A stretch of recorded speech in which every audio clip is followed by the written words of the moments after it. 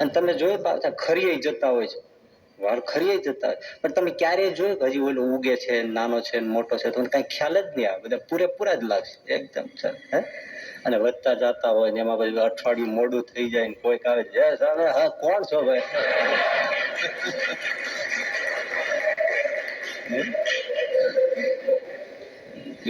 આમ કેટલું બુદ્ધિપૂર્વક નું આયોજન હશે, જ્યાં જે ગોઠવું એમ. ક્યાંથી લાવ્યા રે તમે, ક્યાંથી લાવ્યા રે આવો ચોમાહાના ચીબડા જેવો, ક્યાંથી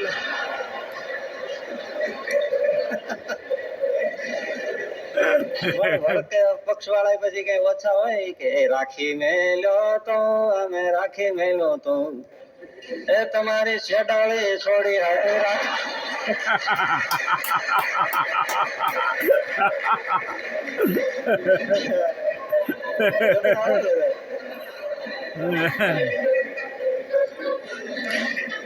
કેવું નથી ભાગીદાર કેવા કેવા પાડતા હોય છે.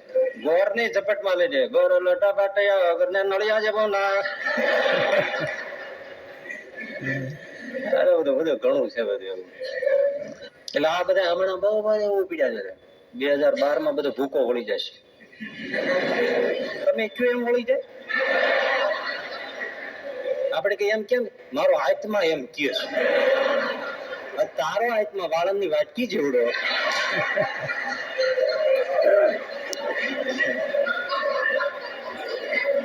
મારો આત્મા એમ કહે છે કે હવે આમાં નહીં કઈ કરે. અને વિશ્વમાં વાહવા થઈ ગઈ. આટલી વાહવા થાય પછી કેટલા માગા આવે? ના કેટલાને પાડવી પડે. એના દોસ્તારે કીધું બોલ લે હવે આ તે તારો જે હેતુ હતો એ તે સફળ કર્યો, એની પાછળ બીજું કેટલું આવ્યું. વાત સાચી હોત તે દિવસે તે મને જો સલાહ ન આપી હોત. વિચિત્રતા એ બની જે ના પાડી હતી ને એ જ યુવતી પણ આવી. એ કે તેથી મારી ભૂલ થઈ ગઈ. આને જવાબ આપ્યો તમારી ભૂલ થઈ ગઈ હતી, બહુ સારું કર્યું, બહુ સારું કર્યું. કેમ? ઘણી ચોઈસ મળી.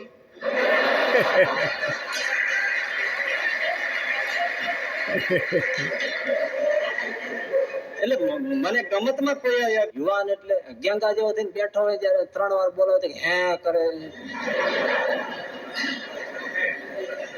એને યુવાન કહેવાય?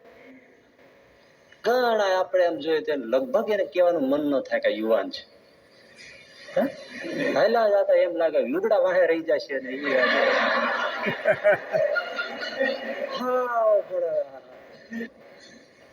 લાખ 1.5 લાખ ની ઓલી ખુરશી લે વાઇબ્રેશન કરે, કોદાળી લઈને તમે ઘરના ખોદવા માંડો છે. સરસ મજાનો બગીચો થાય, 2 ટમેટા વાવો, તુલસીના 2 છોડ વાવો, ગલગોટા ફૂલ વાવો, કોદાળીને ખોદવા માંડો, આખું શરીર વાઇબ્રેશન થઈ જશે. અને ખુરશી બેઠા અને 1.5 લાખ ઉડાડે જુદા. કોઈ હોય કોઈ ખુરશી માફ કરજો, ગણે ત્યાં હોય આવે ખુરશી. અરે ટ્રેડમિલ લઈ આવે એના ઉપર પેલું ગાંડું ન થઈ ગયું હોય.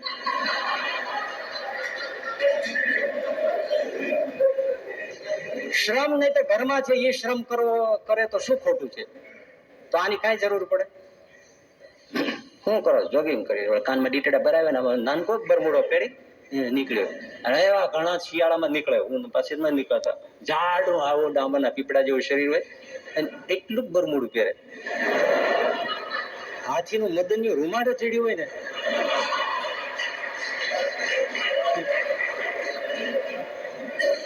એ કોઈ સેજે અડી જાય તો 3 ગોતા ખાઈ જાય.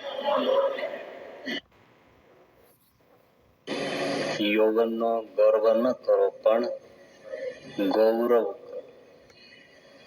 ગર્વ અને ગૌરવમાં આકાશ પાતાળનો ભેદ છે. જે વસ્તુનો આપણે ગર્વ કરીએ છીએ એ જ વસ્તુનું જો ગૌરવ થાય તો ફળમાં બહુ જ ફરક પડી. ગર્વ મારે, ગૌરવ તારે.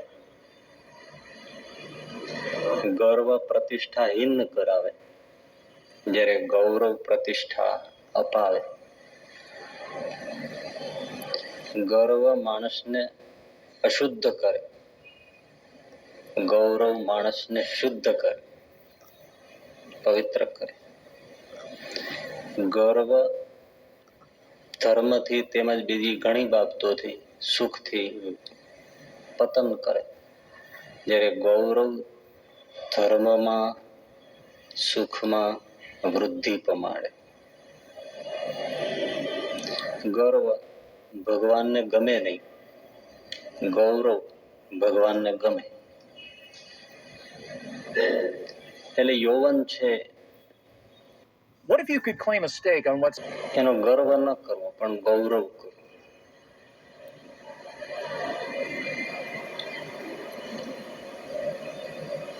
એમાં હજી થોડી વાત આજે પણ સમજવા જેવી. એક યુવાન થોડો મૂંઝાયો છે. ખાસ તો યુવાનોને લગતી જ વાત શ્લોકમાં પણ કહી છે, એટલે એ જ આવે વિશેષ. પણ જ્યાં સુધી જીવન છે ત્યાં સુધી ભગવાનના માર્ગમાં બધા યુવાન જ રહેવાનું હોય છે, એટલે બધાને લાગુ પડે છે. તો યુવાન મૂંઝાયો, મનમાં થયું કે હવે જીવવા જેવું કઈ છે નહીં. કારણ કે યુવાની છે ને આમ ઇમોશનલ છે, બહુ લાગણીશીલ, બહુ સંવેદનશીલ.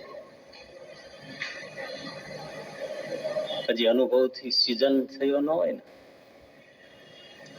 એટલે જરા કંઈક થાય તો તરત લાગી આવે બહુ. પછી 50-60 ચોમાસા વૈયા જાય પછી પાકો થઈ જાય.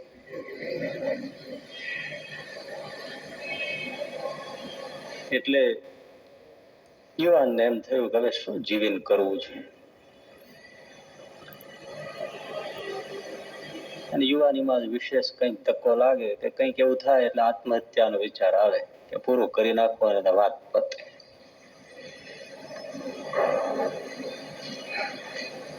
એટલે નક્કી કરીને નીકળી ગયો કે બસ હવે પૂરું જ કરવું છે.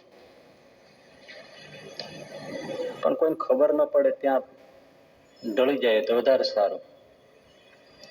એટલે જંગલ બાજુ ચાલ્યો ગયો. એ વિચારમાં ચાલ્યો જાય છે. એમાં એક સાધુની પર્ણકુટી દેખાણી, સાધુ એની બહાર બેઠો હતો. વિચાર થયો કે ચાલો પ્રણામ કરી લઈએ, આટલો પુણ્ય લઈએ. આપણા કઈક ભાગ્ય છે મરતા મરતા સાધુના દર્શન થયા. જઈને પગે લાગીને બેઠો. સાધુ આમ જોયું, નમો નારાયણ. કેમ ઉદાસ છો? કારણ કે ચહેરો છે ને એ જ અરીસો છે. કઈ નઈ, બસ આમ ખાલી તો ભૂખ્યા તરસ્યા હોય એટલે. ના, એવું નથી. હોય કયો ને. મનમાં થયું કહું કે ન કહું, પછી થયું કહી દેવા દે ને. એટલે કહ્યું મહારાજ થાકી ગયો છું, કંટાળી ગયો છે, અને હવે આમ પ્રશ્નો એટલા બધા છે કે એમાં કાંઈ કોઈ રસ્તો દેખાતો નથી. એટલે હું તો આત્મહત્યા કરવા માટે નીકળ્યો છું ને એમાં વળી તમે ભેળા થઈ ગયા. તો બસ તમારા આશીર્વાદ મળે તો ચાલ્યો જાઓ. પછી સાધુ કે કઈ વાંધો નહીં, જાઓ, જીવન તમારું છે, તમારે મરવું જ હોય તો કોણ ના પાડે. અને હું એવો કયો કે તમને કઈ કહું? તમારી મરજીની વાત છે. કોઈ આપણને, અને એમાં સાધુ એમ કે જાઓ તો સહેજે વધારે આમ શોખ ધક્કો લાગે. નહીતર કોઈને કાંઈ પણ હોય ને એમાં એમ ના પાડે તો એને થોડુંક એમ લાગે. આ વાત કીધું જાઓ, એટલે દુઃખ તો થયું. પણ હશે મરનારાને દુઃખ શું ને પછી માન શું ને અપમાન શું. યુવાન ઉઠવા ગયો ને એટલે સાધુએ કોઈ ભાઈ તારે મરી જ જવું છે? તો હા, એ તો નક્કી જ છે ને, તમે કીધા પછી તો રેવાય જ નહીં. તમે રજા આપી દીધી, જાઓ મરી જાઓ, કોઈ વાંધો નથી. હા તો એ તો તારી ઈચ્છાની વાત છે, પછી હું કોણ રોકનાર છું? પણ તારે મરી જ જવું છે ને, તો મરી જ જવું છે. તો અહીંયા આવ્યો જ છો તો સેજે સેજે એક કામ મારું કરતો જાય ને, અહીં કોઈ ઓછા આવે લોકો તો એક કામ તો કરતો જા. એમાં કોઈ વાંધો, લાવ કામ કરતો જા. એ વખતે સાધુ ખાખરાના પત્તા લાવીને એના પતરાવાળા બનાવતા હતા. કોઈ અભ્યાગતો આવે, કોઈ સાધુ સંતો, કોઈ ભૂખ્યા કોઈ આવે તેને એમાં ભોજન હોય તો જમાડે, ફળ ફૂલ જે મળ્યા હોય એટલા માટે પતરાવાળા બનાવે બેઠા બેઠા. એટલે એમણે કીધું પતરાવાળા થોડા થપ્પો પડેલો, એક કામ કર, જતા જતા આ પતરાવાળા છે ને એ તું ત્યાં ઉકરડે કોઈ જગ્યાએ કઈક નાખતો જાય છે, પછી નીકળી જાય છે. પેલો કે ગજબ મહારાજ, તમે તો મૂર્ખામી કરો. આટલી મહેનતે તમે આ પતરાવાળા બનાવ્યા અને ઉકરડે નાખી દેવાના? Do you want to know where to invest? એને વાપરા પછી નાખી દેવાનું કયો તો ઠીક છે. એટલે સાધુ આમ જોઈને કયો તો હું મૂર્ખામી કરું છું તું એટલે શું?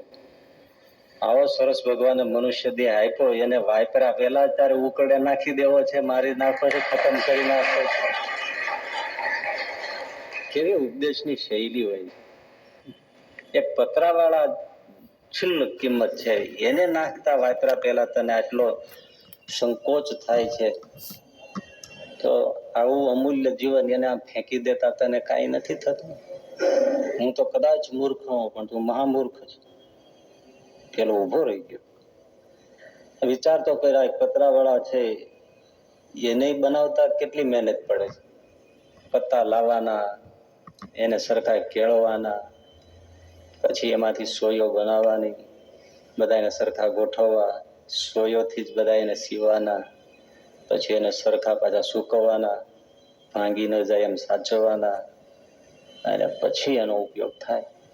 આટલી મહેનતે થાય છે, એને વાપરા પેલા નાખી ન દેવાય. તો મનુષ્ય જીવન પણ કઈ બહુ સરળતાથી મળતું નથી, વિચારવું જોઈએ. કુંભાર માટલા લઈને ગધેડા ઉપર ભરી અને વેચવા જતો હતો એક ગામથી બીજે ગામ. બહુ ઘણા, લગભગ 25-30 માટલાઓ બાંધ્યા છે ગધેડા ઉપર. એમાં રસ્તામાં 2-3 એને યુવાનો મળ્યા. માટલાઓ જોયા એટલે યુવાને કીધું કે ભગત આ વેચવા છે? વેચવા માટે જ છે બાપ. શું માટલાની કિંમત? એક માટલાનો 1 રૂપિયો, એ જમાને જે હશે. સારું, કેટલા છે? ગણ્યા, 30-40 જે હશે. લ્યો રૂપિયા, લાવો માટલા. કુંભારે છોડીને આપી દીધા. સેજે પછી આ બધું ખાલી થયું, કુંભાર ને તો બીજું એક સાથે આવો વકરો થઈ ગયો એટલે નિરાતે ઝાડવા નીચે પછી બેઠો થોડી આરામ માટે. બાજુમાં તળાવ હતું, એના કાંઠા ઉપર આ બધા 3 યુવાનો માટલા લઈ ગયા અને ત્યાં એક એક માટલું મૂકે અને દૂર ઉભા રહીને એને પથ્થરથી આંટી અને ફોડે, નિશાન લઈ. પથ્થર મારે માટલું ફૂટી જાય. એટલે ધડાધડ અવાજ આવવા માંડ્યો એટલે પેલો કુંભાર આમ જોવા માંડ્યો. એમણે જોયું એટલે આ શું કરે છે આ લોકો? જોવાયું ને કુંભાર થી દોડીને એની પાસે ગયો. પેલા 3 યુવાન હાથ પકડી લીધા, ભાઈ આ માટલા ફોડવા માટે નથી, તો તમે વેચી નાખ્યા પછી અમારે જે કરવું હોય તે કરે, તમારે પૈસાથી મતલબ છે તે? તો ના, તમારી ભૂલ થાય છે. આ માટલા ઘડવાનો હેતુ કેવળ પૈસા નથી. એ તમને ખબર છે આ માટલા કેટલી મહેનતે બને છે? કેવી રીતે માટી પસંદ કરવાની, એને પાણીમાં નાખીને કેટલી કેળવવાની, ઝીણો ઝીણો કાંકરો ખોળી કાઢીને ચાળવાનું, પછી પગથી કેટલી મસળવાની, કેટલાય દિવસ નીકળી જાય ત્યારે મુલાયમ થાય, ત્યાર પછી ચાકડા ઉપર ફેરવવાની, એને ઘડવાનો, એનું માટલું થાય. એક એક માટલાને ટીપતા કેટલો સમય લાગે, નીંબાડા ગોઠવવાના, કેટલા દિવસે પાકે, ત્યાર પછી લેવાના, પાછો રંગ રોગાન કરવાના, ત્યાર પછી જાળવવાના, અને પછી આ થાય ને એનો હેતુ કોઈ લઈ જાય ને એમાં પાણી ભરે ને પાણી ઠંડુ થાય ને તરસ્યો એને જયારે પીએ ને ત્યારે જયારે અહીં શેરડો પડીને હાશ થાય, એ એનું ફળ છે. એટલે તમે એને ફોડી નાખો, ફોડવા માટે નથી. આ તમારા રૂપિયા પાછા. મારા માટલા બધા મને જેટલા છે એટલા આપી દો. લઈ લીધા માટલા. દરેકનો હેતુ છે. મૂળ હેતુ એ ન સમજાય તો સારી વસ્તુ હોવા છતાં એ વ્યર્થ જતી. તો આ એક માટલાને ઘડવાનો આટલો પરિશ્રમ અને એનો એટલો કેટલો ઉત્તમ પાછળનો હેતુ. તો આપણું શરીર છે એ પણ એક ઘટ છે. એને ઘડતા કઈ ઓછી વાર લાગે. અષ્ટકમલ કા ચરખા બનાયા, પાંચ તત્વ કે પૂની. अष्टकमल का चरखा बनाया, पांच तत्व की पूं। नौ दस मास बुनन को लागे। अष्ट प्रकृति, પાંચ તત્વની પૂણી એટલે પૃથ્વી જળ તેજ વાયુ આકાશ. આ ચરખામાં લઈને પાંચ તત્વની પૂણી એને ઈશ્વર ગૂંથે અને 9 મહિના સુધી એને બુન્યા કરે. This AI can forecast 9 10 માસ બુનન કો લાગે, પર મૂરખ મેલ કીની ચદરિયા.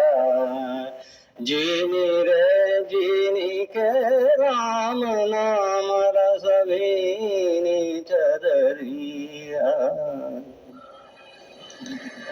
તો શરીર કેટલું મોંઘું છે. 9 મહિના સુધી આમ ભગવાન કેટલો સાવધાન થઈને એના પર નજર માંડતો હશે ત્યારે, નહીં તો ગર્ભમાં બચ્ચું ગંધાય ને. આવું કિંમતી આટલી ઈશ્વર ચૂંટ રાખીને આ પાપણમાં વાળ કેમ ઉગાડ્યા છે બોલ. કેટલું નાજુકીનું કામ છે. અને કયા કેમિકલ્સ વાપર્યા છે. ઉપરના વધે, આઈના વધે જ નહીં. આ બધા જો ડચુરા મારે જ જાય. અઠવાડિયે 15 જઈ આ જઈને ઉભા રહ્યો, કાવી ના હાલો. આ શિંગલા ઘેટાને કાતરવો જ પડે. અને આ જરાય વધે, બાળક હતો ત્યારથી વધે છે. અને તમે જોઈ પાછા ખરીયાઈ જતા હોય છે, વાળ ખરીયાઈ જતા હોય. પણ તમે ક્યારેય જોયું હજી ઓલો ઉગે છે, નાનો છે, મોટો છે, તો કઈ ખ્યાલ જ નહીં આવે. બધા પૂરેપૂરા જ લાગશે એકદમ. અને વધતા જતા હોય ને એમાં પછી અઠવાડિયું મોડું થઈ જાય ને કોઈક આવે, જય સામે, હા કોણ છો ભાઈ.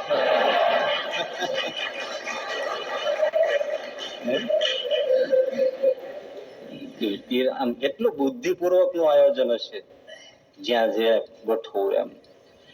કેવી રોપણી હશે, કેવી કારીગરી છે. ખુદા હે ખરાદી અકલૌસ में यादी जादी अनादि करता कहाया पवनाग पानी आनी मिलानी रुदंकी निशानी से आदम बिनाया दिया कान नासा चश्म का तमाशा जबा का खुलासा दो कलमा पढ़ाया मुरादम कहे सही करके देखो खुदा ने किया सो अक्कल में. એ મહાકારીગર છે. કેમ કર્યું છે જો. તો આટલી બધી ચીવટથી જતનથી આવી ચદરિયા આવો ઘટ ભગવાને બનાવ્યો. એને આમ વાતમાં ફોડી નાખવા માટે નથી, પણ હૈયું ઠારી લેવા માટે આ ઘટ છે. હૈયું ઠારવા. યુવાનોને એ ઉપદેશ છે. પેલા સાધુ કે છે ભલાને ફોડી નાખવાનો. તું તારો ગૌરવ સમજ, તારો મહિમા તો સમજ, તું કેટલો કિંમતી છો. એક સાધુ પાસે એવો જ યુવાન આવ્યો. એક બાદ મહારાજ હું થાકી ગયો છું, મારી પાસે કઈ છે નહીં. રોવા માંડ્યો.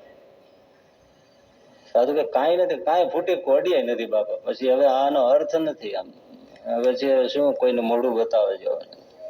સાધુ કે તારે પૈસા હોય તો મેળ પડી જાય. તો મારે ખોખા ના ખાવ. પૈસાનો પ્રશ્ન છે ને, હા એ ઉકલી જાય તને તો મને કોઈ વાંધો નથી. વિટામિન એમ હોય તો પછી બધા વિટામિન ઓટોમેટિક ચડે. તો સાધુ પણ એવો માર્મી. એટલે એમણે કીધું જો મારે છે ને ડોક્ટર ઓળખીતા છે,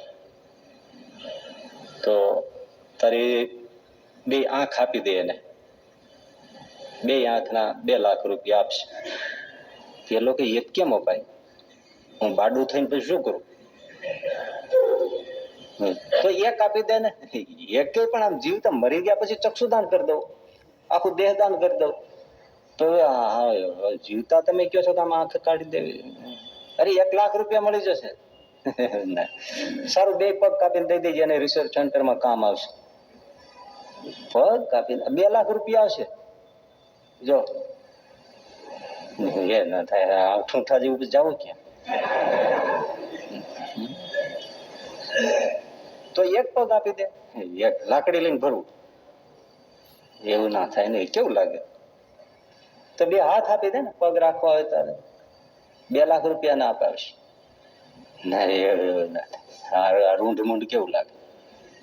લાગવાની ક્યાં વાત કરે? તારે પૈસા જ જોઈએ છે ને બાપા. પણ એમ ના હોય ને, તમે પણ શું બોલો? તો એક હાથ આપી દે ને, એક તો અમે કામ ચાલી જશે એકથી. ના ના ના, જુદા જુદા અંગો ઉપર સાધુ લાખ લાખ રૂપિયા, 2 લાખ રૂપિયાની બધી વાતો કરે. પેલા યુવાનને કે હવે કેલ્ક્યુલેશન કરતો, કેટલા લાખ છે તારી પાસે? કેટલા લાખનો છો તું? લાખો રૂપિયા તારી કિંમત છે. વરાજો પરણવા જતા હોય ત્યારે આમ ગાળા ગાળીએ સાસુ પક્ષ સસરા પક્ષમાંથી બધા કેવા બધા મોટા દેખાય. બહુ ગાળો દેતા હે. ક્યાંથી લાવ્યા રે તમે, ક્યાંથી લાવ્યા રે આવો ચોમાહાના ચીબડા જેવો, ક્યાંથી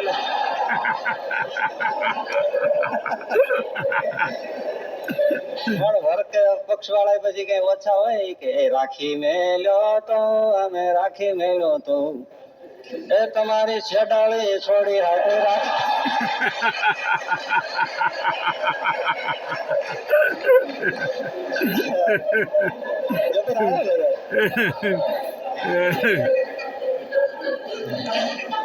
કેવું નથી ભાગી જાય.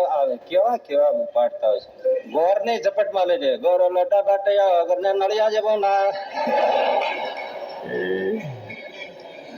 બધું બધું ઘણું છે બધું એવું. એમાં એમાં કેટલાય છે, એમાં એક ગીત એવું આવે. I have a challenge for you. I want to know. ઘરનો સાફો 1.25 લાખ ઓલો કાપડિયા ને માગીને લાવ્યો. ભાડું ઠેરાયું હોય 15 રૂપિયા અને કે વરનો સાફો 1.25 લાખ. પણ મૂળ શું છે? કોટો ચડાવવાનું. વરરાજાને એમ થાય મારો સાફો 1.25 લાખ નો, આખો કેટલા એટલે પાછો ન પડે. શું લગ્ન બધું બધું ઘણું બધું છે. તો તું લાખોનો છે યુવાન. હજુ મસ્તક હાથ 3 વાના મુજને મળ્યા, હજુ મસ્તક હાથ ચોથું નથી માગવું, બહુ દઈ દીધું નાથ. જા હવે ચોથું નથી માગવું. ઉમાશંકર, તું લાખોનો છે તો તારો તો ગૌરવ સમજ, તારું તો કિંમત સમજ તું યુવાન. અને તું આવી રીતે કેમ નિરાશ થઈને બેસી જાય છે? તકલીફ તો આવે, જીવન છે, સંઘર્ષ છે. જીવન કઈ રેલવેના પાટા જેવું તો નથી, અને રેલવેના પાટા જેવો મજા ના. રેલવેમાં એક રીતે હશે બધું, પણ જે તમે કાર ડ્રાઇવિંગ કરો ને જે આનંદ આવે એમાં બેઠા બેઠા કઈ એવો મજા આવે નહીં. જીવનમાં ઘણું બધું છે. સીઝન બદલે એનો જ આનંદ છે ને. આ શિયાળો છે, પછી ઉનાળો, પછી જે કેરી ને શ્રીખંડ ને એ પછી રમાવટ છે, અને એ બધું કંટાળી ખાય કેરીઓ ખૂબ ખૂબ આ કાર્બન વાળી ખાઈ ખાઈ પછી અળાયો ફૂટી નીકળે, પછી જે વરસાદ થાય એનો જે આનંદ છે, અને એ બધી ગરમીથી અકળાય અકળાય પછી જે શિયાળો થાય ને પછી જે આ બધું ઓઢવાનું ડબુરાઈ રહેવાનું જે મન થાય, બધાને એમ જ મજા છે ને. એટલે સુખ દુઃખ તડકો છાંયડો આ બધું છે. તો તકલીફ તો આવે, પણ તું તારી કિંમત સમજ, તારું ગૌરવ સમજ, તારો મહિમા તું સમજ. પરિસ્થિતિઓ વિપરીત આવે, વિપરીત પરિસ્થિતિઓ સપાટ ન હોય. આ એકદમ સ્ટ્રેટ છે, ફ્લેટ છે. આ પગથિયા છે એ કેવું છે? ઘડીકા ઊંચું નીચું ને એવું જ છે ને. પણ એ પગથિયા વગર ઊંચું ચડાય? એમ પરિસ્થિતિ એવી છે.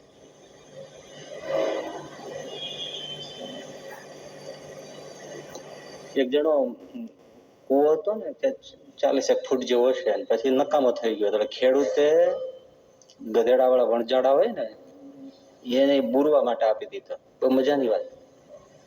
માટી લાવી ઓલે એમાં ઠલવે. એટલે ગધેડા ઉપર છાલકા હોય, છાલકામાં માટી ભરી હોય એટલે પછી આવે ને પછી આમ ધક્કો મારીને છાલકો હેઠું નાખી દે અને ભરે રાખે કુવાને. હવે એમાં એવું થયું કે ગધેડાની લાઈનો લાવતો હતો ને એમાં ગધેડાને છાલકો આમ નાખવા દો, કોને શું લેડ્યું આખું ગધેડું ગયું અંદર. ખાતું ખાતું ગધેડું કુવામ પીડ્યું. ગધેડાને ખબર ના પડી કે શું થઈ ગયું.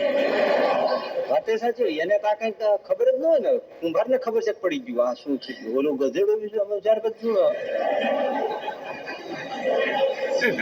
ઊંધું પીડ્યું લ્યો ગધેડે કુવામાં બેઠું તો થઈ ગયું.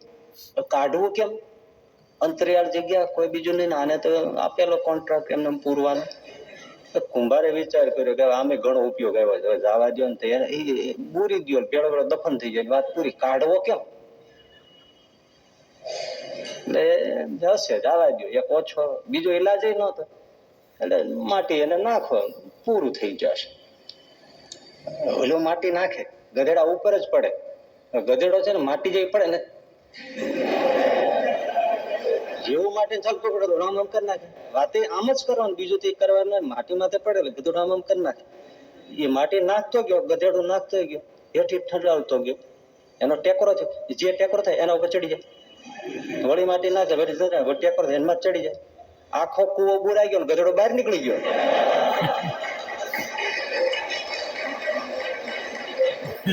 વિપરીત પરિસ્થિતિ હતી, એના જ એને પગથિયા બનાવ્યા. માં કે જીવનમાં દુઃખ તો આવવાનું જ છે.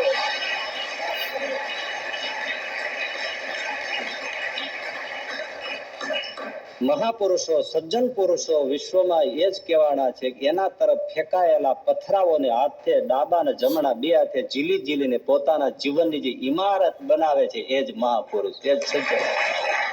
પથરાઓ લોકો ફેંકવાના જ છે, વિપરીત પરિસ્થિતિ આવવાની છે, એનો જ ઉપયોગ બિલ્ડિંગ બનાવવામાં કરે. અને જે એ કરી શક્યા એ મહાન થઈ ગયા છે. અજીજ પ્રેમજીએ બહુ સરસ કહેલું થોડા વખત પહેલા કે રિસેશન પીરિયડ, મંદીનો પીરિયડ, માર્કેટ ડાઉન નો પીરિયડ એ હોય એ જ Best way to fix prostate problems. ઉદ્યોગ માટે સારામાં સારો સફળ ઉદ્યોગી જેને થવું હોય, ઉદ્યોગપતિ થવું હોય એના માટે સારામાં સારો કાળ એ કહેવાય. કેમ? તો કે આવી વિપરીત પરિસ્થિતિમાં જ આપણી છુપાયેલી હિડન જે એનર્જી છે, શક્તિ છે, એ જ એમાં બહાર આવે અને એનો જ ઉપયોગ કરવાનો. ત્યારે જ એને અવસર મળે છે. સરખું ચાલ્યું જતું હોય ત્યારે બધું ચાલ્યું જ જાય છે. હવે આમાંથી કેમ માર્ગ કાઢવો? ત્યારે નવા નવા આઈડિયા એમાંથી સૂજે છે વિપરીત પરિસ્થિતિ. અને આપણી અંદર છુપાયેલી શક્તિઓ એમાં જ કામ કરે છે, એ વગર નથી થતી. એટલે એ તો ઉલટાનો સારો સમય કહેવાય કે એમાં માણસની સુષુપ્ત શક્તિઓ બહાર આવે છે.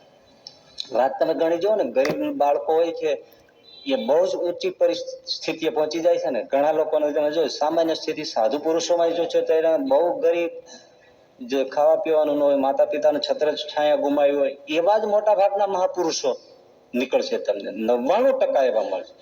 અને મોટા મોટા ઉદ્યોગપતિઓમાં પ્રારંભિક પરિસ્થિતિ તમે જોજો. કેમ? પરિસ્થિતિમાં જ, વિપરીત પરિસ્થિતિમાં એની શક્તિઓ, એનો વપરાશ થવાનો અવસર, ચાન્સ મળે છે.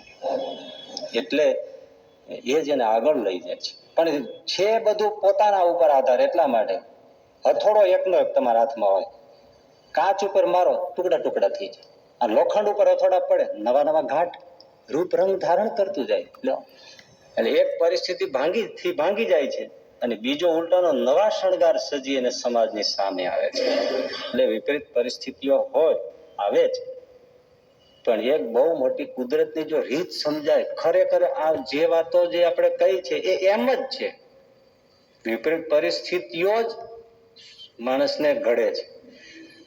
અને જે વિપરીત પરિસ્થિતિઓ આવે છે એ પણ સારા માટે આવે છે. રિનોવેશન કરવું પડે કે નહીં? અત્યારે આ મંદી છે ને એ બધાનું રિનોવેશન આખા વર્લ્ડનું થાય છે અને એ કરવું જ પડે. બહુ પૈસો ફાટે ને તો ક્યારના લડી મરે. અત્યારે 100 વાર બધા વિચાર કરવો પડે. ખાવાના ફાફા હોય ક્યાં બાજવા જાય, રોટલાના ફાફા ને ગોળા ફેંકવા જાય. એ ચાઇના હોય કે અમેરિકા હોય, બધા કે ભાઈ લડવાનું રહેવા દેજો, અત્યારે માર્કેટ નું કરો કઈ. અત્યારે છોકરા રખડી પડ્યા સડી વગેરે ઈ કરો કે. વાત સાચી ને? બહુ પૈસા ઉભરાય છે પણ ખંજવાળવું પડે. અમેરિકામાં બહુ પૈસો, ક્લિન્ટને એવી અર્થવ્યવસ્થા ગોઠવી, અર્થતંત્ર ગોઠવ્યું કે પૈસો ડોલર હમાય નહીં. એ બુશ સાહેબ આવ્યા ભૂકો કરી નાખ્યું બધું. જ્યાં જઈને બાજી આવે અને એનું બાજવાનું નાનું સૂનું ન હોય, અબજો ડોલરમાં ફૂટવું, આને મારી નાખો, આને ફેંકી નાખો, સદામને આને કરી નાખો, બધું એ જ ભાગી ગયું. અને બહુ પૈસો આવે પછી એમ થાય એટલે ઠાકોરજી વિચારે કે થોડુંક બેસાડો, પણ એને તો આખો ચરખો ચલાવે છે ને. અષ્ટકમલ કા ચરખા બનાયા, એટલે એને તો ચલાવવું છે. એટલે આ બધા હમણાં બહુ એવું પીડ્યા છે. 2012 બધું ભૂકો વળી જશે. તમે કયું એમ વળી જાય? આપણે કે એમ કેમ મારો આત્મા એમ કહે છે, તારો આત્મા વાળંદની વાટકી જેવડો.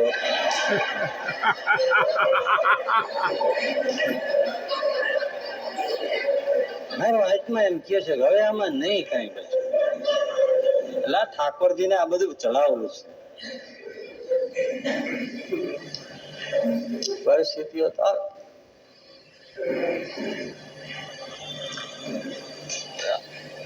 લિંકન ઘણા બધા આ તો કહી શકે, આપણે ટૂંકમાં પછી આગળ જવું છે, પણ યુવાનો માટે આ બહુ જરૂરી છે. અને એ બધા માટે જરૂરી છે. આ મંદિરમાં કોઈ ભસાયા હોય એને જરૂરી હોય છે.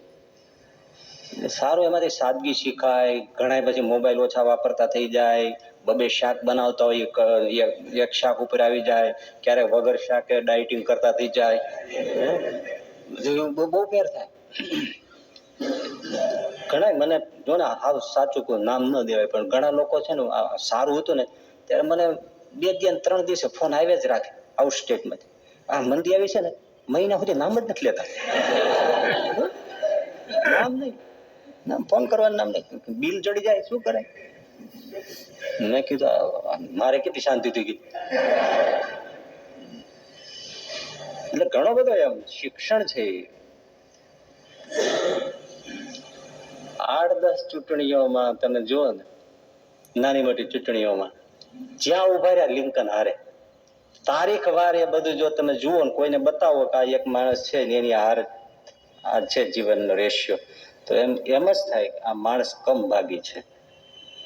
Never mix warm water. પણ એના માટે અમેરિકાનો પ્રેસિડેન્ટ પદ રાહ જોતી અને એમાંય લિંકન જીત્યા અને અમેરિકાના પ્રેસિડેન્ટ થયા. ઈશ્વર કઈક બીજી બારી તરફ લઈ જવા માંગે છે. વિચારવાનું એવું છે, બારણા બધા બંધ હોય એવું ખરું, પણ એકાદ બારનું તો ખુલ્લું રાખ્યું જ હોય. અમેરિકામાં એક જોસેફ નામનો એક માણસ હતો, તો પછી એટલો કંટાળી ગયો અને ટ્રેનમાં બેઠો હતો, અને પછી એ આવી રીતે ક્યાંક જીવનનો ફેંસલો કરી નાખો એવા હેતુથી બેઠો હતો. એમાં એને કોઈ બાજુ બેઠો છે, પુસ્તક વાંચતો હોય. કેવી ઘટના બનતી હોય છે. વાંચતો હતો પુસ્તક, તો એ બાજુમાં આમ નજર કરી વાંચતો હતો. એમાં એક વાક્ય આવ્યું કે ઈશ્વરે તમને આ દુનિયામાં મોકલ્યા છે તો તમને એકલા છોડી નથી દીધા, તમારી સાથે તો છે જ. આ વાક્ય એને લાગી ગયું અને માણસ જીવતો રહી ગયો. બોલો, અત્યારે કાંતિ ભટ્ટ લખે છે ને, લેખો નથી આપણે દિવ્ય ભાસ્કરમાં આવે, દિવ્ય ભાસ્કરમાં આવે છે, એ આત્મહત્યા કરવા માટે ઉપડ્યા હતા. હા, ટ્રેનમાં બેઠી ગયા હતા. હું પૂરું જ કરી નાખું, મૂંઝાઈ ગયા છે. હવે એ વખતે ભારત પાકિસ્તાનનું યુદ્ધ, એટલે એના ઉપર વિવરણ કરવા માટે રેડિયો સ્ટેશન ઉપર ત્યારે જાય. જીવનની પરિસ્થિતિ એટલી બધી કે એનું જીવનનું યુદ્ધ જુદું જ હતું. એટલે પછી કે પૂરું કરવાને જાય, ફેંસલો પડી જાય.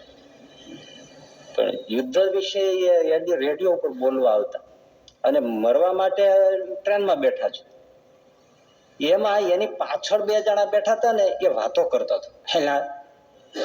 હવે ભારત પાકિસ્તાનનું યુદ્ધ તો જામ્યું છે, પણ ઓલો જે કોંત્યો રેડિયો ઉપર મારો જે બોલે છે, આપણને અહીંયા બેઠા બેઠા રૂવાડા બેઠા થઈ જાય. આવા મરદ માણસો જોઈએ દુનિયામાં તો જ કોમ થાય. કાંતિ કે આપણે મરવું જ નથી, જીવવું છે.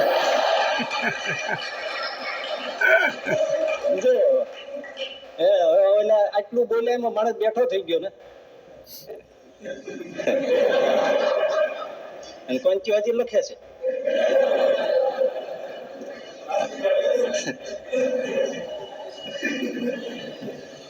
એટલે લિંકન ની પરિસ્થિતિ જોવો તો કઈક જુદી બારી સુધી ઠાકોરજી લઈ જવા માંગે. જયારે મહાત્મા ગાંધીજી તમે જુઓ, કેવું દુબળું શરીર, બેરિસ્ટર થયા ઇંગ્લેન્ડમાં, પાછા આવ્યા, વકીલાત મળે નહીં. ભણ્યા શું કામનું? હવે એની કેટલી પરિસ્થિતિ છે, મોટા ઉપાડે ભણી આવ્યા હોય ને આ પછી કઈ મળે નહીં. અને એ તો બહુ શર્મા. વિચાર કર્યો શિક્ષક થઈ જાવ ને, બધા 25 રૂપિયા નોકરી મળે, ખાવાનું તો થઈ જાય. પરણી ગયા હતા નાની ઉંમરે, એટલે આ બધું સાચવવાની જવાબદારી શું? તો શિક્ષકની નોકરી મળે. કેટલા દુર્ભાગ્ય છે. બેરિસ્ટરનું એટલે વકીલાતનું કરવા જાય, માંડ એક કેસ મળ્યો, બોલવા દલીલ માટે ઉભા થયા, આઈ કન્સ્યુ 3 વાર હેઠા બી ગયા. કઈ જવાન ખુલે નહીં. આર્ગ્યુમેન્ટ કેમ કરવી? ઉલટા ઠેકડી થઈ. કન્સ્યુ એટલે એક અર્થ એમ પણ ગર્ભધારણ કરવું, એટલે કે વકીલ સાહેબ છે ગર્ભધારણ કરે છે, આવી ઠેકડી થઈ. બોલો એ કેટલા વેલા થયા છે. એમ થઈ ગયું તો આપણે લડવું જ નથી ના કેસ, કઈ કરવું નથી. એમાં પછી અબ્દુલ્લા શેઠ માટે સાઉથ આફ્રિકા જવાનું થયું એ કેસમાં. એ તો એમાં તો બહુ હરકું ઉકળ્યું ન ઉકળ્યું, પણ ત્યાં ટ્રેનમાં ફેંકી દીધા. અને એમાંથી ગૌરવનો વિચાર આવ્યો કે આ માણસની જાત તરીકે આમ જીવવાનું, અને આપણા જ ભાઈઓને હિન્દીઓને કે શું કીડા મકોડા છે. બેઠા થઈ ગયા, વકીલાત હાલી નહીં, સત્યાગ્રહ કર્યો તો હાલ્યો.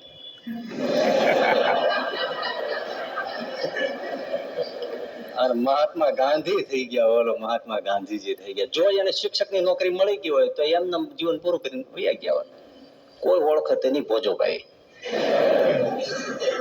એટલે ઈશ્વર આપણને એમ ઘણી વાર એવું થઈ જાય કે આ મને નોકરી મળી ગઈ, પછી રિજેક્શન આવે ને તો સામે માંડ મળે હતી, પણ ભગવાન બીજું આપશે.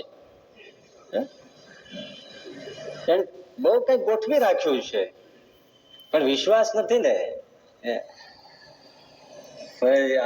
કાલે જ એક ભાઈ SMS કર્યો, બહુ સરસ. એક જણો એક નેરો બ્રિજ લાકડાનો જ હતો ને એના ઉપર આમ ચાલ્યો જતો હતો. એ બ્રિજ આખો આમ હાલક ડોલક થતો હતો, એટલો ગભરાતો હતો. મર્યો એટલે એને ભગવાનને પ્રાર્થના કરવા માંડ્યો. ત્યાં જ ભગવાન સાંભળે. If you frequently તો સામે બ્રિજને છેડે જ એને ભગવાન ઉભેલા દેખાડ. એટલે એમણે પુકાર કર્યો, શાઉટિંગ કરે, ઠાકોરજી એ પ્રભુ વાલા આવો, મને થમો, મારો હાથ પકડો, મને લઈ જાઓ. ભગવાન એમને જ ઉભા રહ્યા. આમ તો સામે દેખાય છે, પ્રાર્થના કરું છું, રડું છું, પુકારું છું, તો આવતા નથી. એટલે એને ગુસ્સો ચડ્યો કે આજ તો જીભાજોડી કરી. ગમે તેમ કરીને પણ એ સામે છેડે પહોંચ્યો ત્યારે ખબર પડી કે બ્રિજ તો તૂટી ગયો હતો, પણ ઠાકોરજી ઉભા બ્રોકન બ્રિજને પકડીને હોલ્ડિંગ કરીને ઉભા હતા. ઠાકોરજી બ્રિજ પકડી રાખ્યો હતો. કેવી રીતે તું બોલાવે ત્યાં આવે? તને આ પાર લાવવા માટે તો આખો બ્રિજ પોતે હાથ ઉપર પકડીને ઉભા હતા. બ્રિજ તો ક્યારનો તૂટી ગયો હતો. એમ આપણને જીવનમાં કંઈક આપવાના રસ્તા ઠાકોરજીના જુદા જુદા જ હોય છે. આપણે ગણીએ તેમ હોતા નથી. આપણી કેટલી બુદ્ધિ વાળાની વાટકી જેટલી. એટલે વિપરીત પરિસ્થિતિઓ આવવાની છે, 101% છે. શિયાળો હોય, ઉનાળો હોય, આ આવવાનું જ છે. આ તમે બધા ધંધા વાળા છો, શેર બજારમાં હોઈ ગયા હોય, ઘણું બધું હોય આમાં બધું. ગોથા ખાઈ ગઈ એટલે તે કેટલા આમ એટેન્શન થી સાંભળે છે. એને એમ થાય છે કે અમારું આવે છે. કોઈ પ્રેમમાં ગોથા થઈ ગયા હોય, કોઈ આમ ગોથા ખાઈ ગયા હોય, કોઈ આમ ગોથા ખાઈ ગયા, ઘણું બધું હોય. માંડ ગોઠવાતું ના આવે, ગમે તમે નથી હગાઈ કરવી. આવું છે. બોલે અરે 29 બેઠું, માંડ હા પડી ના આવી. ઘણા એવું હોય. ઘણા કેમ છે જોયા કેમ છે 50% પાકું. એટલે આમાં ટકાવારી કેમ? આપણા તરફથી આ છે.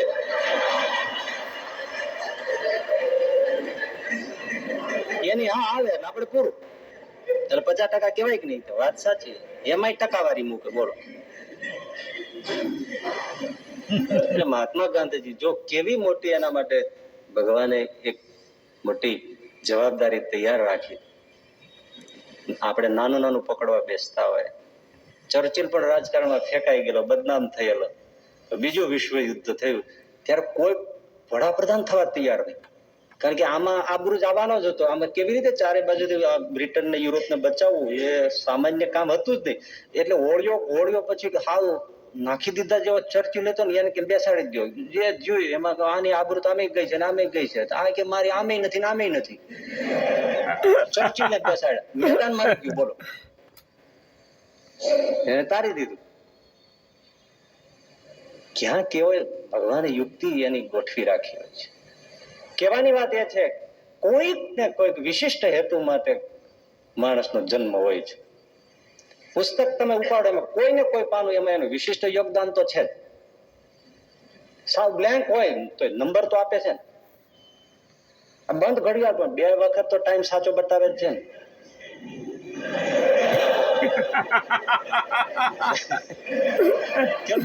રાઈટ ટાઈમ 2 વખત તો બતાવે જ.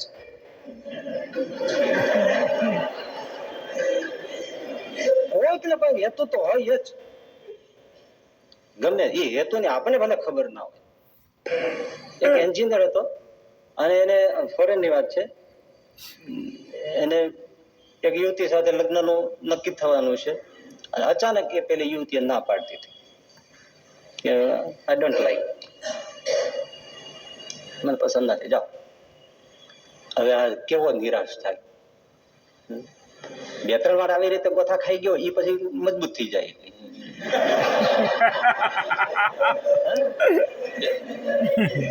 પહેલી વાર જયારે ના પડે ને એને એમ લાગે હવે કાંઈ જ નથી.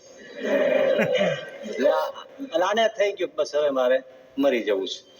એટલે અને મરવાનું નક્કી થઈ ગયું બધું. અને એના દોસ્તારને એને વાત સેજે બહુ નજીક હોય એટલે વાત કરી કે હું આવી રીતે છે, એને જાણતો હતો કે આવું થયું છે. એટલે હવે હું છેલ્લી વાર તને મળી લઉં છું, મારી રીતે હું હવે સમાપ્ત કરું છું, બીજું કાંઈ હોય તો મારે મદદનું બોલ. પેલો કે તારે મરી જવું હોય તો હું ના નથી પાડતો. બહુ વાત કિંમતી કરી કે તું એન્જિનિયર થયો એ છોકરી માટે થયો તો કે નહીં, એ તો અલગ જ વસ્તુ છે. તો ભલા માણસ એન્જિનિયર જેના માટે થયો એ એન્જિનિયરિંગ નો તો હેતુ સફળ કર. એમાં નિષ્ફળ તું જા પછી તું આત્મહત્યા કરજે ને તો કેટલા વર્ષ સુધી એન્જિનિયરિંગ નો અભ્યાસ કર્યો એનો જે હેતુ છે એવું ક્રિએશન કઈક કરી બતાવે ને પછી મરી જાય ને, ન નિષ્ફળ જા તો મરી જાજે. મરવું જ છે તો ભણ્યો છે એનો જે હેતુ છે, એને યુવતીને સંબંધ નથી તો કે ના નથી, તો આ હેતુ પાર પાડીને પછી નિષ્ફળ જા તો મરી જજે. તે લોકો સારું તો ફ્રેન્ડ તરીકે તારું એટલું માનું છું. વાત એ સાચી, આટલા વર્ષ સુધી એન્જિનિયરિંગ નું ભણ્યો એનો હેતુ તો જુદો જ છે. મેરેજ ને એને કઈ લેવા દેવા નથી. એટલે કામ ખોળવા માંડ્યો અને ભાઈ સુએજની નહેરનું એને કામ મળ્યું અને એ માણસે સુએજની નહેરનો મુખ્ય એન્જિનિયર એ, અને વિશ્વમાં વાહવા થઈ ગઈ. આટલી વાહવા થાય પછી કેટલા માગા આવે? ના કેટલાને પાડવી પડે. એના દોસ્તારે કીધું બોલ લે હવે આ તે તારો જે હેતુ હતો એ તે સફળ કર્યો, એની પાછળ બીજું કેટલું આવ્યું. વાત સાચી હોત તે દિવસે તે મને જો સલાહ ન આપી હોત. વિચિત્રતા એ બની જે ના પાડી હતી ને એ યુવતી પણ આવી એ કે તેથી મારી ભૂલ થઈ ગઈ. આને જવાબ આપ્યો તમારી ભૂલ થઈ ગઈ હતી, બહુ સારું કર્યું, બહુ સારું કર્યું. કેમ? ઘણી ચોઈસ મળી.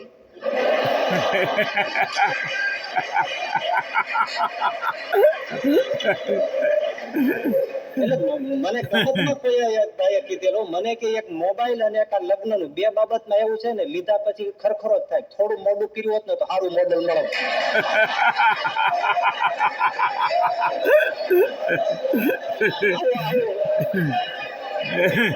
આવું મને કોઈ કહેતું હતું એમ. સાચું ખોટું તમે જાણો પણ કહેવાય થોડુંક વેઇટ કર્યો હોત ને તો સસ્તું ને સારું.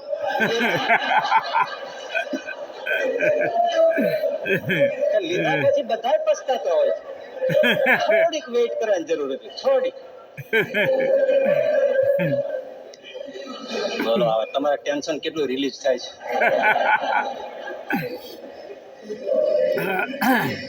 તો હેતુ આપણો કઈક છે જીવનનો, મારો તમારો સૌ કોઈ. આપણને ખબર નથી એ અલગ વસ્તુ છે. નથી ખબર એટલે માણસ વચ્ચેથી જીવન કાં સમાપ્ત કરે છે અને કાં બેસી જાય છે. એટલે પરિસ્થિતિ એમ સફળ નથી થતી હેતુને વિચારે. અને હું તો ભાઈ એ કહું આપણે તો અધ્યાત્મ માર્ગી છીએ ને, આ લૌકિક વાત તો તમને કરીશ, અને જીવનનો એ મોટો હેતુ જ છે અને એ સમજણનો છે વિષય. પણ જો મને ઘણી વાર વિચાર આવે કે આ આત્મહત્યા જે કરી નાખે ને એ મરી જ જવું છે ને, તો મરી જ જવું છે તો પછી આમ પલાઠી વાળીને ભગવાન ભજવા બેસી જતા હોય તો મરી જવું એને પછી ભૂખ શું, તરસ શું, માન શું, અપમાન શું, આ શું, તે શું, મરી જ જવું છે તો અલગ ગિરનારી કરીને બેસી જાય તો ઠાકોરજી આવી જાય કે નહીં? કોઈ વિચાર જ નહીં આવતો ને. અને આવા ઘણા કિસ્સા છે કે જેને આવા વિચાર આવ્યો અને અંતિમ અને ઉત્કૃષ્ટ અને સાચામાં સાચું જીવનનું હેતુ તો ભગવત પ્રાપ્તિ છે, પોતાનો આત્મશ્રેય કરી લેવું. એ બીજા બધા તો જે છે દુનિયાદારીમાં તો બધું તમારે ડેવલપમેન્ટ, પર્સનાલિટી ડેવલપમેન્ટ અને સક્સેસ થવા દો, આ બધું હાલ્યા જ રાખે છે. એટલે થોડી થોડી વાતો આ છે એ તો બધા ઠીક છે, પણ મૂળ હેતુ તો આ છે આપણે સમાજમાં બધે એમ કહેવાય ને સ્વાર્થી ન થવું. બહુ સાચી વાત છે, પણ આ બાબતમાં સ્વાર્થી થવું. હું ઘરનું કરું, પરનું કરું, છોકરાનું કરું, છૈયાનું કરું, બૈરાનું કરું, એના સંબંધીઓનું કરું, શાળાનું કરું, સાઢુનું કરું, બધાયનું કરું, પણ એટલે મારું શું? મારા આત્માનું હું મર્યા પછી શું કરીશ, શું થશે, મારો આત્મશ્રેય શું, મારું કલ્યાણનું શું? મર્યા પછી માળો વિખાઈ જવાનું છે, એ કામ જાય છે, કામ જાય છે, પછી શું? એટલે પોતાનો એ જે નિજી સ્વાર્થ છે મારો આત્મશ્રેય કરે. બહુ નાનકડી વાત બહુ મોટી છે, પણ બહુ ઇન શોર્ટ કહીશ. રાજસ્થાનની અંદર ઈશ્વરદાન ગઢવી થયા, એના જીવનની થોડી ઇન શોર્ટ માહિતી તમને આપી. બહુ મજાની વાત છે. પણ એના પત્નીનું અવસાન થયું.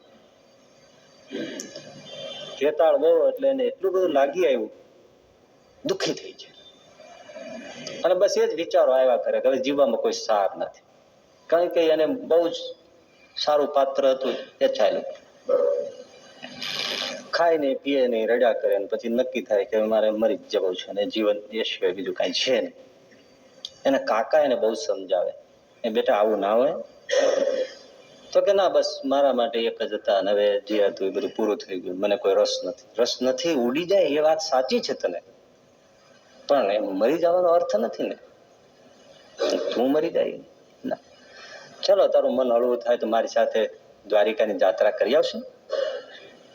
દ્વારિકાની જાત્રાની હા પાડી કે ચાલો. અને એમ થયું કે ચાલો દ્વારિકા જવું ત્યારે તો બહુ જ લાગે, જાત્રા કરીને પછી પૂરું કરશું. એમાં શું, યાત્રા નીકળ્યા ને એમાં જામનગર આવ્યા. અને જામનગર વિભાજામ છોટી કાશી મહારાજા, ત્યારે જે હશે તે મહારાજા જામ સાહેબ, એની કચેરીમાં તો બધો આ દાયડો ચાલતો હોય. એના કાકાએ પેલાને ઈશ્વરદાનને કીધું, ઈશ્વર, હા મહારાજા બહુ સાહિત્ય પ્રેમી છે અને તને કવિત્વ બહુ આવડે છે, કવિતા સહજ છે, હા તો થોડી કવિતાઓ મનમાં ગોઠવી લે, બિરદાવલીઓ જામ સાહેબ. હા તો શું છે, આમનો ઈરાદો શું થોડું હળવું થાય ને પેલું થાય ને રાજ રજવાડામાં કદાચ પસંદ પડી જાય છે તો આનું દુઃખ ઓછું થઈ જાય. બીજું એ કે થોડી કઈક દાન ભેટ મળે તો દ્વારકાધીશ નું દર્શન થાય તો ત્યાં ભેટ કરવામાં કામ આવે. આપણી પાસે બહુ કઈ છે ને, જે વપરાતું જાય છે. Imagine being able to build. એને એમ કહ્યું કે થોડું જો કઈ મળી જાય તો આપણે દ્વારકાધીશની સેવામાં અને કામ આવે. એ વાત સાચી છે. ચાલો હવે આને તો જીવાગ્રહ સરસ્વતી એવી શક્તિ આ ધધકતી. વાત વાતમાં એમણે ઈશ્વરદાનજી રાજકવિ જામ સાહેબના છંદ બિરદાવલી બનાવી નાખી. સહજ અને શીઘ્ર કવિતા ફૂટે. આવ્યા જામનગર સાહેબ ને કચેરીમાં જામ સાહેબ પગ મૂક્યો તો ખબર કરવામાં આવે કે યુવાન ફૂટડો કોઈ કવિ આવે છે. એટલે કવિઓને બહુ રાજાઓ સન્માન આપતા. એટલે જામ સાહેબે તરત એને આદર સત્કાર આપ્યો. પણ હજી યુવાન આવે ને પગલા નજીક આવ્યો ત્યાં તો બિરદાવલી ધાણી ફૂટે એમ ફૂટ્યો. આખી કચેરી દંગ થઈ ગઈ. એકનો એક છંદ, હું બોલું તમે બોલો અને ચારણનો દીકરો બોલે, એ ભેદ પડે ને. આખી એની વાત જુદી છે, એનો રણકો જુદો છે. જામ સાહેબ સહિત આખી કચેરી સાંભળતી રહી, ખુશ થઈ ગયા. આખી ડોલી ગઈ કચેરી, અવાક સ્તબ્ધ થઈ ગઈ. જયારે પૂરું કર્યું ત્યારે જામ સાહેબને શિરસ્તો હતો કે આવું કઈ ભેટ સોગાદ આપવાનું કોઈ પણ ન થાય. ત્યારે એમના ગુરુ પીતાંબર ભટ્ટ બ્રાહ્મણ એની સામે જુએ, એ જેટલું કે એટલું જામ સાહેબ આપે. પોતે પોતાની રીતે નક્કી ન કરે. આ એક બહુ મોટી વાત છે. એમના ગુરુની સામે જોવે અને ગુરુ ઈશારો કરે આટલું આપો, એટલું જ આપવાનું. છાતી ફાટ ફાટ થાય જામ સાહેબની. સોને મઢી દઉં, રાજમાં રાખી લઉં, એટલી તમન્નાઓ. અને એને થઈ ગયું. આખી કચેરીની રેખાઓ ઉત્સુક હતી. પીતાંબર ભટ્ટનું મોઢું શામ થઈ ગયું. એટલે ઘણા લોકોને થયું કે હા, વિદ્વાનો ઈર્ષા જ હોય. આજે આ માણસ આવ્યો એટલે આમને મોઢું પડી ગયું, લ્યો અને હરખું નહીં આપે.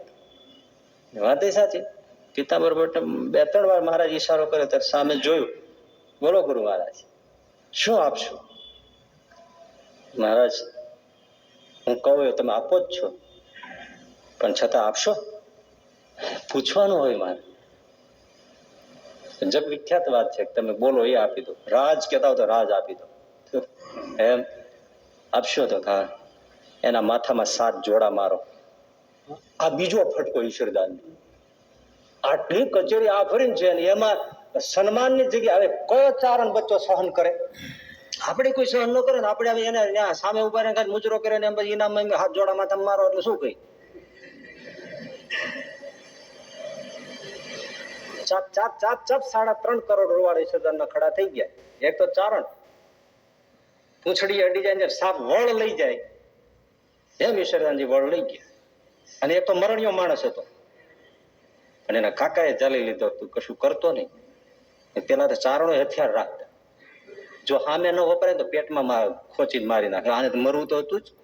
કાકાએ સંભાળ્યું, બેસી જા, કઈ બોલતો.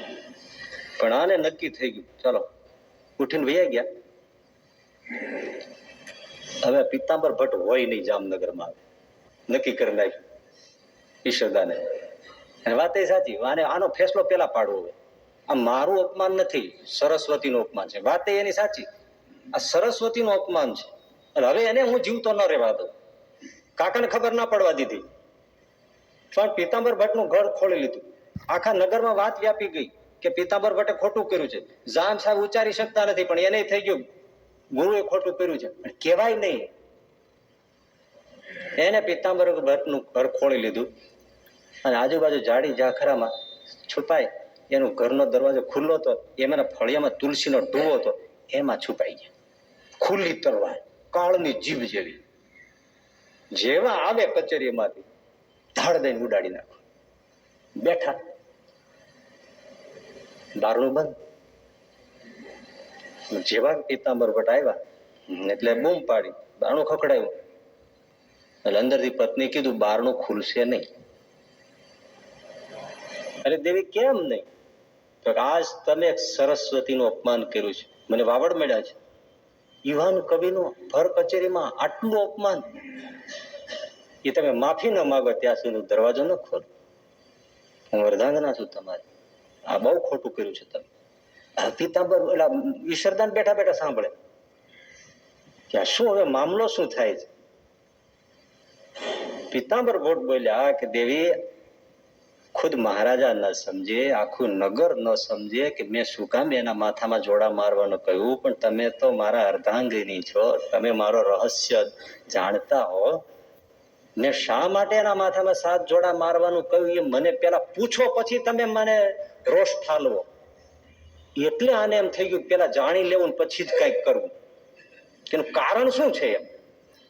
એટલે શું રહસ્ય? અરે બહુ મોટું રહસ્ય છે. જો તમને સમજાઈ જાય તો બેડો પાર થઈ જાય, અને એ માણસને સમજાઈ જાય તો વાત પૂરી થઈ જાય. હે, ઈશ્વરદાન વિચારે કે મારા વિશે જ છે. ધીમેથી બારણું ખોલ્યું, ઝૂલા ઉપર આવીને બેઠા, પાણીનો ગ્લાસ આપ્યો, પાણી પીધું અને એમના પત્નીએ કહ્યું, બોલો શું રહસ્ય છે? તો કે દેવી, મેં મારી જિંદગીમાં આવો કવિ જોયો નથી. અને હું જામ સાહેબ ને કહું તો જામ સાહેબ 25 ગામ આપી હતી. મને કઈ નહોતી હે છાતી ફૂલતી એવું નહોતું. તો મેં એનું લલાટ અને આ વાણી એની તેજ પ્રતિભા જોઈ મને એમ થયું, ઓહો, આ માણસ આ એક સામાન્ય માણસના ગુણગાન ગાય છે, એના કરતા જો દ્વારિકાધીશના ગુણગાન ગાય તો એનો બેડો પાર થઈ જાય. એટલા માટે એ રાજ રજવાડાઓમાં પોતાની વાણી વેડફી ન રાખે, જો સુસુપ્ત જીવ જાગી જાય તો દ્વારકાધીશને ચરણે પહોંચી જાય એવો એ જીવ છે. એ જાગી જાય એટલા માટે માથામાં મેં જોડા મારવાનું કહ્યું છે. અને પેલા ઈશ્વરદાન ધોવામાંથી બહાર નીકળ્યા, તલવારનો ઘા કર્યો અને પીતાંબર ભટ્ટના પગ પકડી ચોધારાસુએ રડી પડ્યા. પ્રભુ, જો આ ચોખવટ ન થઈ હોત આજે બ્રહ્મ હત્યા લાગી જાય. હા હા હા હા ઈશ્વરદાન, તો તમારું શું કેવું છે? તમે મારા આજથી ગુરુ, હું તમારો શિષ્ય. તેજ કણો તો હતો જ, રોકાઈ ગયા તો તમારા માટે આ ઘર ખુલ્લું છે. અને પછી એને ભાગવત ભણાવવા માંડ્યા અને એ ભાગવત સાંભળે છે. ઈશ્વરદાનજી ભાગવત સાંભળતા સાંભળતા રસ પીએ છે. ક્યાંય પેલું દુઃખ તો ક્યાંય ઉડી ગયું. એમના કાકાને કહ્યું તમે વતન જાઓ, હવે તો અઠે દ્વારકા છે. એને કાકા મારે આટલું જ જોઈતું હતું. એને કાકા પાછા ફરી ગયા. ઈશ્વરદાનજી ત્યાં રોકાઈ ગયા. પીતાંબર ભટ્ટને ત્યાં જ રહે છે. રાજકવિમાં તો જવાની વાત નથી. જામનગર મહારાજ ખબર પડી બોલું રતન તો અહીંયા જ છે. પીતાંબર ભટ્ટ ગુરુ માને એટલે એ કઈ એ રાજમાં નહીં આવે, એ ઈંડું સેવાય છે મહારાજ. એ આજે ઈંડું પાખમાં સેવાય છે. આખું ભાગવત કથા સંભળાવી, રસ પાન કર્યા, કૃષ્ણનું ભજન કરે છે. અને એમાં શક્તિ તો હતી જ. પછી એને દોહામાં કૃષ્ણ ભગવાનની બધા જે મહાત્મય છે એ રસ, એની લીલાઓ, એનો હરિરસ નામે ગ્રંથ લખ્યો. હવે આખો ગ્રંથ પૂરો થઈ ગયો. એ ગ્રંથ પૂરો થયા પછી અર્પણ કરવાનો હોય. એમને વિચાર થયો કે આ ગ્રંથ હવે મારે દ્વારિકાધીશને જ અર્પણ કરવો છે. માથા ઉપર ઉપાડી હવે દ્વારિકા ઉપડ્યા કે દ્વારિકાધીશને આ ગ્રંથ અર્પણ કરું. પણ ભાઈ ભક્તિથી એટલા ભરાઈ ગયા અને પીતાંબર ભટ્ટના વેણ સાચા પડ્યા. એ દ્વારકાધીશનું એક પગથિયું ઉપર ચડે અને દ્વારિકાધીશ મંદિરમાંથી એક પગથિયું નીચે ઉતરે. બે સામ સામે મધ્ય ગર્ભરૂમમાં આવ્યા અને ઈશ્વરદાનના હાથમાંથી ગ્રંથ ભગવાન કૃષ્ણએ માથા પર મૂક્યો. ઈશ્વરદાનને બાથમાં ગાલી ભેટી પડ્યા. ઈશ્વરને સાક્ષાત કૃષ્ણનું દર્શન થયું. નયનમાં કૃષ્ણ ભરાયો અને લોકમાં કહેવત વેતી થઈ ગઈ, ઈશ્વરાસો પરમેશ્વર. આવી એની ભક્તિ જાત. હેતુ સફળ થઈ ગયો એટલે મરી તો એ જવાના. એક મહિલાને રાજસ્થાનમાં એના પતિએ છે ને હેતભાવ બધા હતા, પણ અચાનક કોને શું થયું, આ તો નાજુક અને નખ જેવું કે અમને લાગી આવ્યું. કઈક એવું છે તેને થોડી મારપીટ કરી લીધી. મારપીટ કરીને પેલી બાઈ થી સહન ન થઈ, બહુ રડી. એને થઈ ગયો આનો અર્થ શું? આવી રીતે માર ખાવા. પોતાના ઉઠીને રડી, બહુ રડી. અચાનક દિવાલ ઉપર રાધા એનું ચિત્ર જોયું. કૃષ્ણના સ્મરણમાં લીન છે ને એવી રાધા.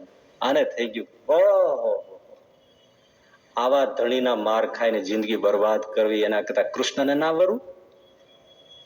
બધું છોડીને વૃંદાવન ગઈ અને રાજસ્થાનની બીજી મીરા થઈ. ધ્રુવને લ્યો, એના માતાએ એના પિતાએ ખોળામાં ન બેસવા દીધા. અપમાન થયું. તપશ્ચર્યામાં ગયા. ધ્રુવ ક્યાં પહોંચ્યા?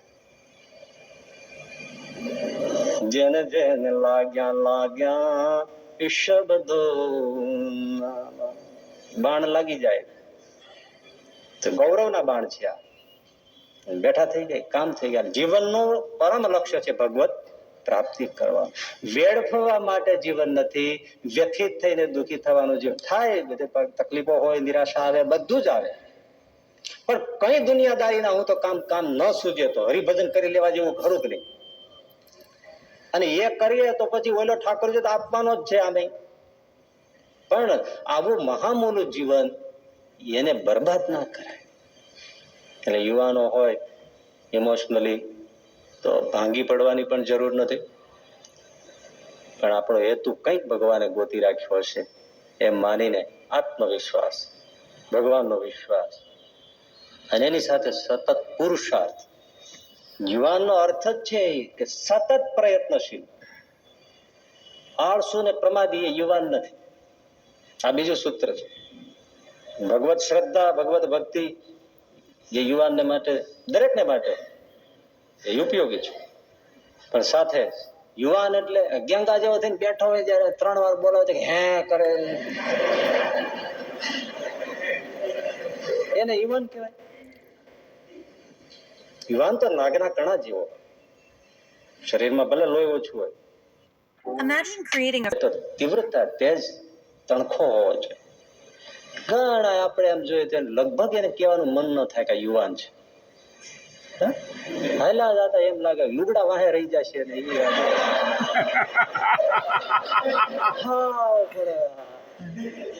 અમે લાલજીભાઈ છે ને એક વાર ક્યાંક ગયા હતા, અમે આવતા હતા, પછી દરવાજો બંધ હતો. પછી એક છોકરો કોઈ બહારથી આવ્યો છે એટલે એ બારીમાંથી નીકળીને પછી ઉભો હતો, દરવાજો ખોલવાનો હતો, પણ એને બહાર સાયકલ ઊભી રાખી, પૂછી નામ કર્યું, પછી આમ લઈ ગયું અને દરવાજા અંદર ગયો. લાલજીભાઈ કહેતા ટાઢો ઠીકડા જેવો છે. આટલો બધો ટાઢો, કેવી ચપળતા હોવી જોઈએ. આ ગાડી ઊભી છે, સંતો ઊભા છે, અરે સંતો નો કે કોઈ પણ હોય, ફટાફટ આમ કામ થવું જોઈએ ને, પણ ઓલો એટલો થીગડા જેવો ટાઢો, આપણને લાગે બરફનો ગાંગડો જોઈએ. કે હજી મને છોકરો દેખાય ને મેં કીધા એ જ છે. આટલો બધો એટલે શ્રમથી ભરેલો હોવો જોઈએ. બસ યુવા શ્રમથી થાકવો ના જોઈએ. પરિસ્થિતિ તો આવે જે હોય તે. મહાભારતના શું પરિણામ આવશે કોને ખબર હતી? અર્જુનને ખબર હતી. અત્યારે મેચ રમાય છે, હવે શું હોય પરિણામ ની શું ખબર પડે છેલ્લા દડા સુધી? એવું જ જીવનનો છે, છેલ્લા બોલ ના પડે ત્યાં સુધી કાંઈ ખબર ના પડે જિંદગીની. છેલ્લા બોલ સુધી એનો સસ્પેન્સ જ હોય. પુરુષાર્થ સતત. એક કંદોઈને ત્યાં દહીંની કોઠી ભરેલી, એમાં મારા રાતે આવીને બે દેડકા પડી ગયા.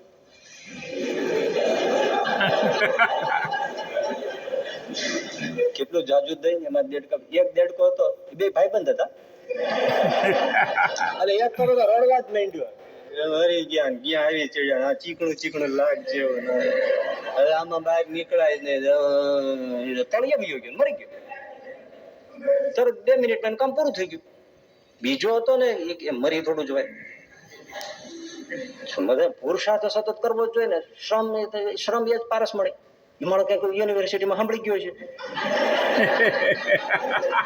છલાંગ ઉપર છલાંગ. એને ખબર છે કોઠી ઊંચી, પણ ગમે એટલું થાય અને એવી દોડા દોડી વફાળ ઘડી વાર બેસે નહીં. ચારે બાજુ ઘુમડ મારે અહીંથી નીકળે એમને આખી રાત કૂદકા મારી રાખે. એમને તે ઓલું દહીં હતું ને તે માખણ થઈ ગયું. માખણનો પીંડો તો પીંડા ઉપર બેઠો. એટલે બોલો, માખણને ગમે એમ કરો ડૂબે, ઓલો ડૂબીને તળિયે ગયા, માખણના પીંડા ઉપર નિરાયતે બેઠો. આમ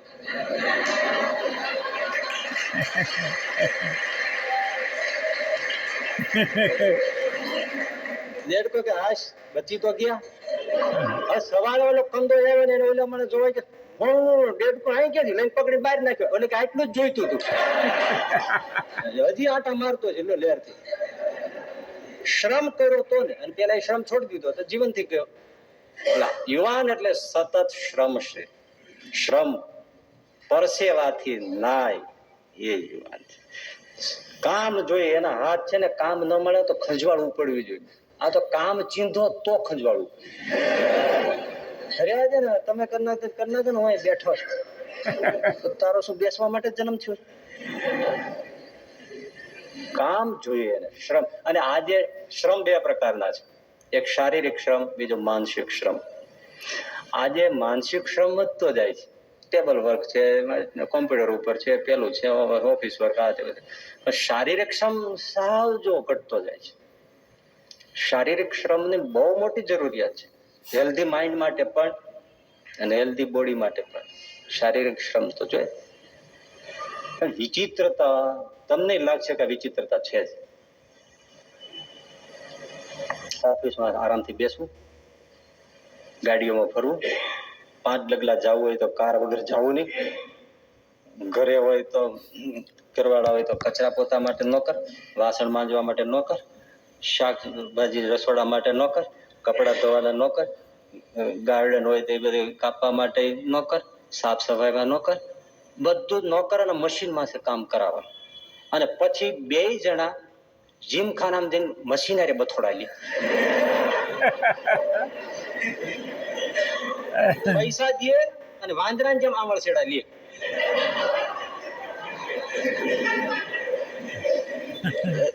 એટલે કસરત તો ઘરમાં કસરત કરો ને. હવે લાખ 1.5 લાખની ઓલી ખુરશી લે વાઇબ્રેશન કરે આમાં તો કોદાળી લઈને તમે ઘરના ખોદવા માંડો છે. સરસ મજાનો બગીચો થાય, 2 ટમેટા વાવો, તુલસીના 2 છોડ વાવો, 2 ગલગોટા ફૂલ વાવો, કોદાળીને ખોદવા માંડો, આખું શરીર વાઇબ્રેશન થઈ જશે. એટલે ખુરશી પર બેઠા અને 1.5 લાખ ઉડાડી જુદા. કોઈ હોય કોઈની પાસે ખુરશી માફ કરજો, ઘણા ત્યાં હોય આવે ખુરશી. અરે ટ્રેડમિલ લઈ આવે એના ઉપર પેલું ગાંડું ન થઈ ગયું હોય.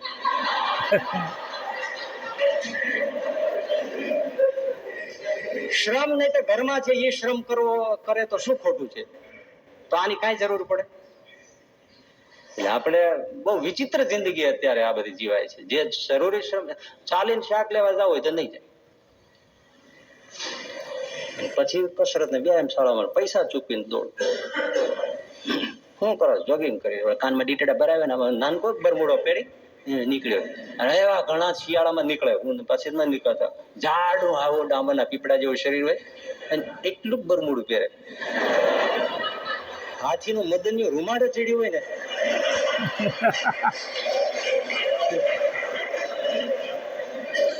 જે કોઈ સેજે અડી જાય તો 3 પોતા ખાઈ જાય.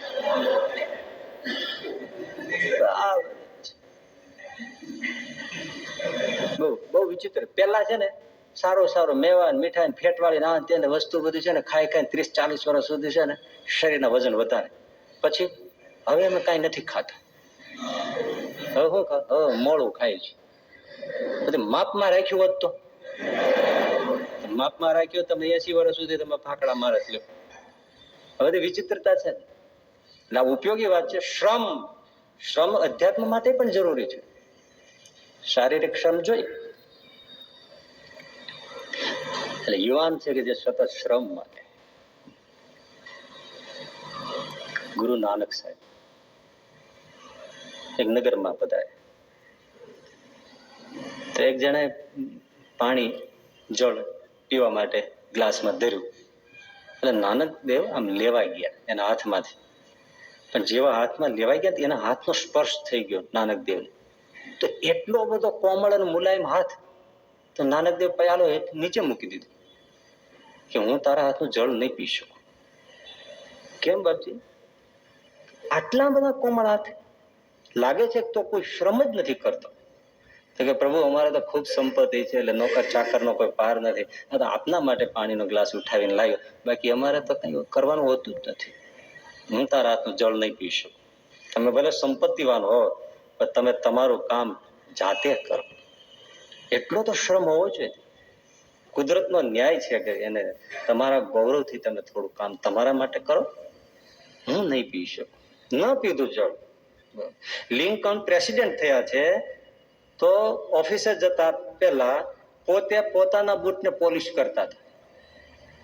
એમાં એને કોઈ પત્રકાર કે કોઈ મિત્ર આવી ગયા, એમણે આ જોયું.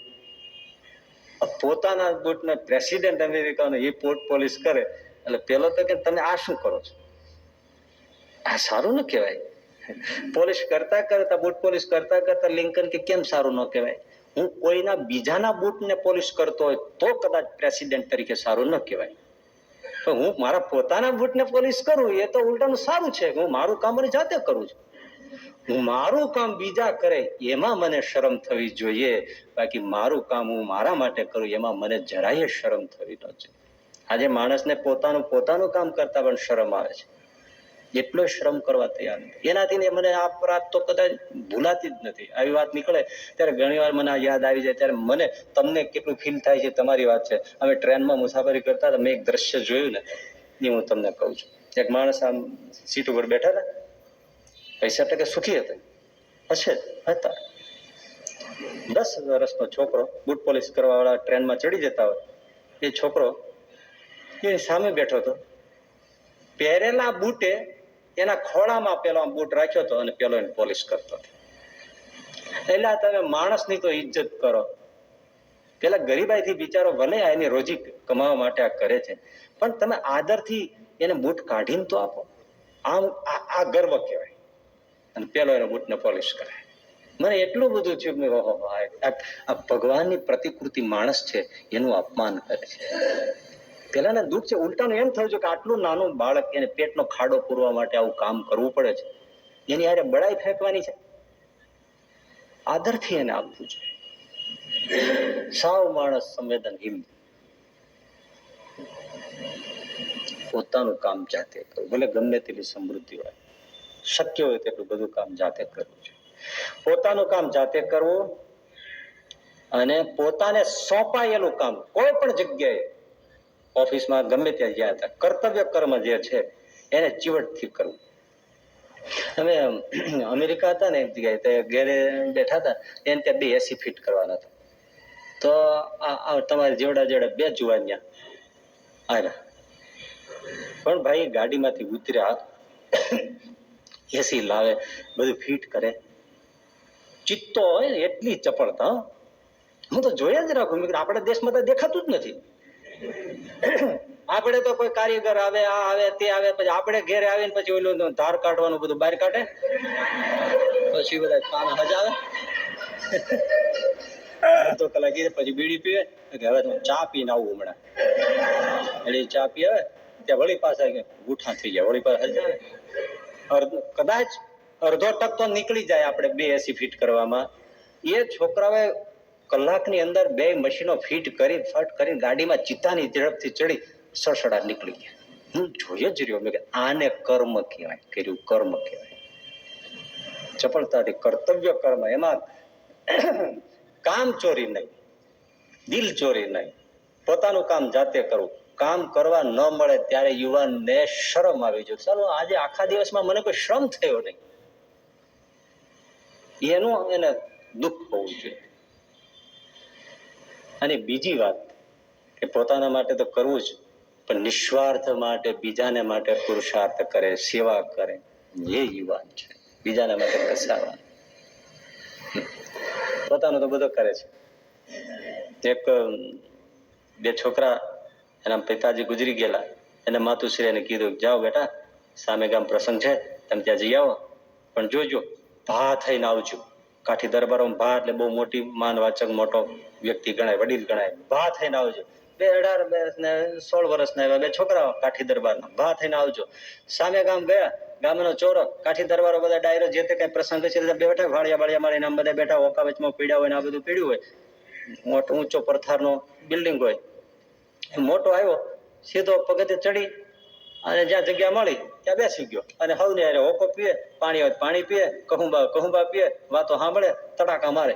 નાનો છોકરો હતો ને, પગથિયા પાસે ઉભો રહ્યો, જે કોઈ આવે એને બૂટ ચંપલ હરખા મૂકે, જોડા હરખા મૂકે, કોઈને પાણી આપે, કોઈને આ આપે, કોઈને હોકો ઠરી ગયો એ લાવી દે, કોઈને રાખ ઠલઈ આવે, કોઈને આ કરે, કોઈને પાઘડા મૂકે, કોઈ આવે એને આદર સત્કાર આપે. કામમાં છૂટી ગયો. અને પેલો બધા વચ્ચે એને ભા થવાનું કીધું હતું ને બાએ, કે મોટા ભા થઈને આવજો, એટલે કોઈ તેને મેળ્યા થઈને ભા થઈને બેસી ગયા. એટલે બા આપણને કહે છે તું ભા થઈને આવ્યો. હવે થયું શું, ઓલો છોકરો દોડી દોડીને બધી સેવા માંડ્યો કરવા બધાની. એટલે કલાક જ જેવું થયું ને, એટલે કાઠી દરબાર આમ તો ડાઈ જાય, કોઠા હુજવાળી, હું શું તાવદન કે હનો ભા, હા આ ભા ક્યાં ગામના છે, આ નાના ભા ક્યાં ગામના છે મારા, દોડી દોડીને હે ભા ક્યાં રેવા, એને બધું પૂછ્યું. પછી આની સામે જોઈને કે આ ભાઈને ગજનો આ ક્યાં ગામનો છે. હવે બેઠો એ ગજનો થયો અને ઓઈલો ભા થયો. તમે ગામડે ગામડે તો માર્ક કરજો, એક ગામની અંદર એવા 2-3 જણા હોય, ક્યાંય પ્રસંગ હોય ને તો તરત વાસણ સાફ કરવા, પીરસવા, કોઈ શાક સંભાળવા, આ કરવું તે કરવું, એમાં જૂટી જ જાય ને. તો પીરસવામાં બધા તમે નવરો ના પડે, ઘરનું કામ હોય ને એમ મંડી જાય. અને મોટા ભાગના બધા ભજીયા તળાય લાવજો જ રાખ, ચાખી લઈ 2 દાણા ભજીયા ગાંઠિયા બસ. અને કામ કરવાનું થાય તો પણ ગોતવા પડે. સત્સંગમાં એવું છે, જે ઘણા લોકો છે ને તરત પથરા પાથર છે, સાંજવારી વાત છે, આ વસ્તુ લેશે, પેલું લેશે, દોડી દોડી બધું કામ કરશે, બધું એક કરશે, અમુક બધું બરાબર થાય છે. વાંધો નથી. કેટલી બધી શરમની વાત છે. ક્યાંય સેવા, ક્યાંય શ્રમ, ક્યાંય પ્રવૃત્તિ, એ ગોતી લે ને, સામેથી કોઈ દેવા થોડું આવે, ગોતી લે અને ગોતે અને બધાને કામ મળે છે. આ તમારા આ બધા સમાજની દ્રષ્ટિએ જ જોવાનું છે. ગણાય ને કે મને કોઈ મદદ કરે તો કઈ કામ સૂજે ને, પોતે ગોતવું પડે. ઘણા બધા એવા કામ હોય છે ભાઈ, પોતાની સૂઝ હોય તો થાય. વિદેશની અંદર એક જણો હતો ને તેને પત્ની હતી ને તે આ કેવી આ તો એ ખાલી વાત છે, આડ વાત, પણ કીધા વગેરે એની પત્ની વાળ સજાવતી હતી બધે, પણ આ વાળ હરખા રહેતા નહોતા, બધા વિખરાઈ જતા. તે બેઠા બેઠા પેલા ને એમ થયું કે આ વાળ હરખારી એવું થઈ શકે ખરું એમ. એટલે એક વાયર લઈ આવ્યો, વાયર ને આડો વાળી આમ આમ કરી અને પિન ક્લિપ જેવું કર્યું અને આમ ભરાવી દીધું. હા સરસ છે, તો કે બસ સરસ છે ને, આનો ધંધો કરવા જેવો છે, લ્યો. અને એને બહેનોને માટે જાત જાતના બકલ ને એની ફેક્ટરી નાખી અને લાખો ડોલર કમાઈ ગયો. કામ જડવું જોઈએ, બધાને જોઈએ જ છે ને, કોઈ કઈક સગવડતા તો જોઈએ જ છે. જેને જડે એને થાય, કરવું હોય તો કરે. સૂચની વાત છે. એમ સત્સંગમાં પ્રવૃત્તિ હોય, સેવા કરવી હોય એને જડી રહે, ન કરવી હોય ને કાંઈ જડે નહીં. યુવાન એ છે કે જે સેવા કરે, પ્રાર્થ કરે અને નીચી ટેલ મળે તો માને ભાગે. બહુ મોટી વાત છે ભાઈ. તપ કરી ન શકો, વ્રત કરી ના શકો, અખંડ ભજન ના કરી શકો, ધર્મ દ્રઢ ન રાખી શકો, વૈરાગ તો ગોતો ન જડે, જ્ઞાન નું તો નામ ના લેવાય અને અક્ષરધામમાં જવું બહુ કઠણ વાત છે. લાધા ઠક્કર શ્રીજી મહારાજ પાસે મળવા આવ્યા, અક્ષર વળીને બહાર નીકળ્યા મહારાજ. મહારાજ લાધા ઠક્કર ને કે લાધા ઠક્કર અમારું અક્ષરધામ કેટલું છેટું છે તમને ખબર છે? એ મહારાજ બહુ દૂર, જો લાખ મણ લોઢાનો ગોળો ત્યાંથી નાખે તો વાયુને લેરખે ઘસાતો ઘસાતો પૃથ્વી ઉપર આવે, રજગેળો રજ થઈ જાય, એટલું છેટું છે. ત્યાં કેમ પહોંચાય? મહારાજ બહુ કઠણ. તો કે મહારાજ કે અત્યંત દ્રઢ આત્મનિષ્ઠા હોય, અત્યંત દ્રઢ બ્રહ્મચર્ય હોય, અત્યંત વૈરાગ્ય હોય અને મહાત્મ્ય સહિત પૂર્ણ ભક્તિ હોય, આવા બધા સાધનો જે સંપન્ન હોય એ ત્યાં જાય, બાકી કોઈ કરે નહીં. તો લાધા ઠક્કર તો ઢીલા પડી ગયા. એટલે મારે આટલું બધું તો અમારાથી થાય, આત્મનિષ્ઠા અને આ બધું તો અમારે ઉત્તર દક્ષિણ જેવું કહેવાય. તો જાવું છે, જાવું છે તો મારી પાછળ પાછળ હાલ. હા, એટલે દાદાના ઓરડા ચણાતા હતા, જે અત્યારે વાસુદેવ નારાયણ આગળ પાછળ ઓરડા ચણાતા. ત્યારે મહારાજ કે લ્યો ચણાય છે ને, હા ત્યારે માટીથી કામ થાય ને, પીંડા વાળી ચણાય. મહારાજ કે પીંડા મંડો અંબાવો, એટલે બસ આ સેવા કરો, અક્ષરધામમાં જાઓ. નથી બીજું કરી શકતા તો આ કરો. એ સમર્પણ સાથે હો, બધી ત્યાં છાતી કાઢીને ગર્વ કરીને એમ કરે અમે આવ્યા તઈ થયું, તો એ ન થાય. હવે એમ કોઈ પણ સેવા, કોઈ પણ પ્રકારની સેવા મળે ને કરે ત્યારે એમ માને મારા મહદ ભાગ્ય છે કે મને લાભ મળ્યો. બાકી એમ ન મનાય કે અમે હતા તો થયું, તો વાત આખી વિપરીત થઈ ગઈ. એટલે કોઈ પ્રસંગ હોય ત્યારે એમ સમજે કે કેવો ભગવાનની કૃપા છે, કેવી સંતોની ભક્તોની કૃપા છે કે મને લાભ આપ્યો. એક સીધું સાદું સાધન છે. એટલે નીચી ટેલ મળે તો માને ભાગ્ય છે. એને નાનું નાનું કામ કરે તો પાર પડી જાય, મોટા મોટા કામ કરે તો બરાબર. બહુ મજાની બીજી વાત કહું, શ્રીજી મહારાજની સ્વમુખની હો. જીવા બાપુ આમ તો વિરોધમાં વર્તનારા, દાદા ખાચરના કાકા, પણ આમ પાછા અંતરથી આમ સંતનું એનું બધું મહાત્મ્ય ખરું, પણ દાદા ખાચરને લીધે બધી ગડબડો ચાલી રાખે. એ મહારાજના સંતોને એમને જમવાનું રાખેલું દરબારગઢમાં, પોતાનું જીવા બાપુને. થોડા દિવસ બધા જમે, ટાણું થયું એટલે પછી શ્રીજી મહારાજ પણ પધાર્યા. સંતોની પંક્તિ પડવાની હતી. એટલે જીવા બાપુ કે માણસો તો હોય ને, નોકર ચાકર તો દરબાર છે, હાલો આ પાણી મૂકો, આ પેલો વાસણ મૂકો, આ પેલું પથણું લાવી જાઓ, આ પેલો જમવાનું અહીં લાવી દો, આમ આમ બધું કરી રાખે. શ્રીજી મહારાજ આમ છણ છોગલા વાળી પાક બાંધેલી, મોજડી પહેરેલી, હાથમાં નાનકડી છડી, એક હાથમાં ગુલાબનું પુષ્પ, એક હાથમાં રૂમાલ, મન હશે. જીવા બાપુ સામે જોઈ રાખે. જીવા બાપુ કે મહારાજ કેમ હસો છો? તો કે આ તમે કહો છો આ પાણી મૂકો, આ ડોલ મૂકો, આ પતણું મૂકો, એટલે હું હસું છું. તો કેમ મહારાજ? તમે જાતે કરો સેવા તો તમારું કામ થાય. હુકમ કરવાનું જરૂર નથી. તમે પોતે મૂકો ને, તમે પાણી ભરી દો, તમે ડોલ લાવો, તમે વસ્તુ લાવો, તમે પથના પાથરો, તો તમારું કામ થાય, તો સેવા કરી કહેવાય. જેવા લોકો કે મહારાજ આ હું જમાડું છું એ મારી જ સેવા છે ને, એ ક્યાં કોઈ બીજાની છે? તે હું હવે પાણી પથરણા ભરી દઉં તો જ સેવા ગણાય? આ જમણવાર જ બધો મારો તરફથી છે તો બહુ સમજવા જેવું છે. અહીંયા રાખી લીધા જેવી વાત છે. તો આપણને એમ જ થાય ને કે મારા તરફથી રસોઈ છે, હું જ સેવા કરું છું, મારી સેવા છે ને. બહુ માર્મિક વાત મહારાજે કરી કે બાપુ પ્રભુ હું જ જમાડું છું તો આ સેવા મારી જ છે ને, આ ક્યાં બીજાની છે? પછી હું વાસણ મૂકું તો હાથે આ બધું કરું તો જ મારી સેવા ગણાય? શ્રીજી મહારાજે બેઠુક જવાબ આપ્યો. દરબાર તમે નારદજી નું નામ સાંભળ્યું? અરે મહારાજ નારદજી ને કોણ ન સાંભળ્યું? કોને નારદજી નું નામ યાદ હોય? એમ ને, એ નારદજી આખી કથા તમને યાદ હશે. સાધુઓ ચાતુર્માસ રહેવા આવ્યા હતા. હા હા, અને એ સાધુઓની નારદજીએ સેવા કરી. પતરાવાળા ઉપાડે, પીરસવાનું કામ કરે, એના વસ્ત્રો ધોઈ દે. એ ખરું? હા એ ખરું. તો નારદજીને બધું આખી દુનિયા ઓળખે છે. પૃથ્વી રહેશે ત્યાં સુધી ઓળખશે. જે યજમાને ચાતુર્માસ રાખ્યા હતા એને કોઈ ઓળખે છે? કેવી સરસ વાત. જે યજમાને 4 મહિના સુધી સાધુડાને ઘરે રાખ્યા જમાડ્યા, એનું નામ કોઈ શાસ્ત્રમાં નથી કે કોણ યજમાન હતો. નારદજી આખી દુનિયા ઓળખે છે. અને ખુદ અમે પણ નારદ કરીએ છીએ. સંત સેવા હાથે કરે એ તરી જાય છે. એમ ન માનવું કે રોટલો દઈ દીધો ને ફલાણો દઈ દીધો એટલે પૂરું થઈ ગયું. કરવાનું તો આ છે. કેવી મોટી શ્રમની હાથે શારીરિક સેવાનો કેટલો મહિમા છે, ભણવા જેવું છે. એટલે કોઈ પણ જગ્યાએ જાય ને, આપણે કથા પ્રસંગ હોય ને તો લગભગ જમણવારું જયારે થવાનું હોય ને એ સમયની આસપાસ મંડે ઓડિયન્સ ખડકાવા. સત્યનારાયણ કથા તમે બેસો ને, આપણે ઘણા કરતા હોય છે, ડંકા ગણે બહાર બેઠા બેઠા એક અધ્યાય વંચાય, એક ડંકો વળે, એટલે ઝાલરનો ડંકો મારે ને બેઠા બેઠા 4 થી હવે એ કર્યો હાલો, પછી બધા ગોઠવાય. શ્રમ કથા સાંભળવી જે હેતુ માટે હોય સાંભળ્યા પછી પ્રસાદ લેવો એ યોગ્ય છે. મફતનું ક્યાંય ન ખાવું. અને સેવા મળે તો ગાંડા થઈને કરે, ભૂલી જવું. નાનક ન માનવી, અમે આ ન થાય, અરે શું ના થાય.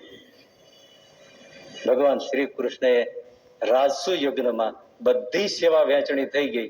પછી શ્રી કૃષ્ણ ભગવાન કે બધાને વહેંચણી થઈ છે, ભીમને, અર્જુનને, દુર્યોધનને, યુધિષ્ઠિર મહારાજને, કર્ણને દાન આપવા માટે રાખ્યા છે. બધી સેવાઓ વહેંચાઈ ગઈ. ભગવાન શ્રી કૃષ્ણ કે મારે પણ આ યજ્ઞમાં સેવા કરવી છે. ભગવાનને હરખ થાય છે. લો, મને થાય છે કે હું કઈક સેવા કરું. અરે પ્રભુ આપ દર્શન આપો. ના, હવે કોઈ પણ બોલશો નહીં અને હું કરીને જ રહીશ. અને વાત એ સાચી, કાળિયા ઠાકર બોલી કરીને જ રહી. મારી એક જ સેવા હું લઈ લઉં છું. આ સાધુ સંતો ઋષિઓ જે જમવા પધારે એની એઠી પતરાવળી હું પોતે ઉપાડીશ. ભગવાન શ્રી કૃષ્ણ રાજસુ યજ્ઞમાં એઠા પતરાવાળા ઉપાડ્યા છે. ભગવાન શ્રીજી મહારાજ સ્વામિનારાયણ પ્રભુ લોજમાં પધાર્યા હતા. ગોંદરે છાણ ભેળું કરવા જાય. ક્યાં બ્રહ્માંડોના પતિ અને ક્યાં છાણ ભેળા. આજે કોઈને કયો છે આ જરા બે છાણ પીડ્યું છે લઈ આવજો, સાહેબ ગંધ બહુ મારે. આવું કામ આપણે ના કરે. થાય છાણ મેળવે બોલો. અને એનો સેવક રામ ખાવા અનાજ ન આપ્યું સેવક રામે તો 2 મહિના સુધી એના મળ મૂત્ર ઝાડા સાફ કર્યા. Sahajanand Swami one વિચરણમાં tight programme હતો. જે તારીખે લોજમાં પહોંચવાનું હતું એનામાં ડેસ્ટિનેશન તરીકે તો નક્કી જ હતું. અને એમાં 2 મહિના એમણે કાઢ્યા. વચ્ચે કેટલું કાપી નાખ્યું છે ને જવાનું.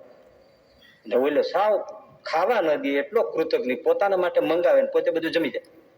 અને વરણી ભૂખ્યા રહે. સહજાનંદ સ્વામી ભૂખ્યા રહે. ભિક્ષા મળે તો જમે, પણ એના બગાડી મૂકે, મળમૂત્ર પથારીમાં થઈ જાય તો એ બધું ધોય સાફ કરે. સાજો થઈ ગયો 2 મહિને. પછી હાયલા માર્ગે મણ એકનું પોટલું એ આની માથે મૂક્યું, ઘનશ્યામ મહારાજ માથે. તો એ ઉપાડીને ચાલ્યા. અને ઓલો એકલો હાથમાં માળા લઈને હાલે. પછી શ્રીજી મહારાજે 10મા વચનામૃતમાં કીધું. પછી અમે જાણ્યું કે આ તો સાવ નક્ષે કૃતજ્ઞ છે. પછી એમણે ત્યાગ કર્યો. પણ કેવી સેવા! 2 મહિના સુધી કોણ કરે? 2-3 દિવસ કરીને પછી હવે બાપુ તમારું સંભાળ લેજો. આમ જ કરીએ. હા છે પરિસ્થિતિ આવી ગઈ છે, પણ હવે 2-3 દિવસ કરીને હરકો કરી પથારી કરી પછી કઈ હવે જો ગામમાં જઈને ખબર કરી આવે કઈક સાધુ પીડ્યા છે ધ્યાન કરજો. પણ પોતે 2 મહિના એટલે કઈ સામાન્ય છે કે 8 10 અઠવાડિયું 15 દિવસ હોય તો ઠીક છે, 2 મહિના સુધી અને એ ઝાડા મૂત્ર ધોવાના. ઓહો હે. અને વડતાલના ગરડાના મંદિર થતા હોય, આ મહારાજ પોતાના મોળીડા ઉપર પથરાવો ને ઉપાડી પોતે લાવે. એક પથ્થરો ઉપાડીને મહારાજ મંદિર માટે દાદાના દરબારમાં મંદિર થતું હતું ગોપીનાથજી મહારાજ, તો એમાં પથ્થરો માથે ઉપાડીને ગેલાને કાંઠે સંતોને હારે નીકળ્યા. સુરા બાપુ મળી, એ મહારાજ લાવ તમારે નો હું લઈ લઉં, લાવ મહારાજ બીજા ઘણા પીડા લેવા હોય લ્યો ને, બીજો લ્યો, આમ ભલે રહ્યો.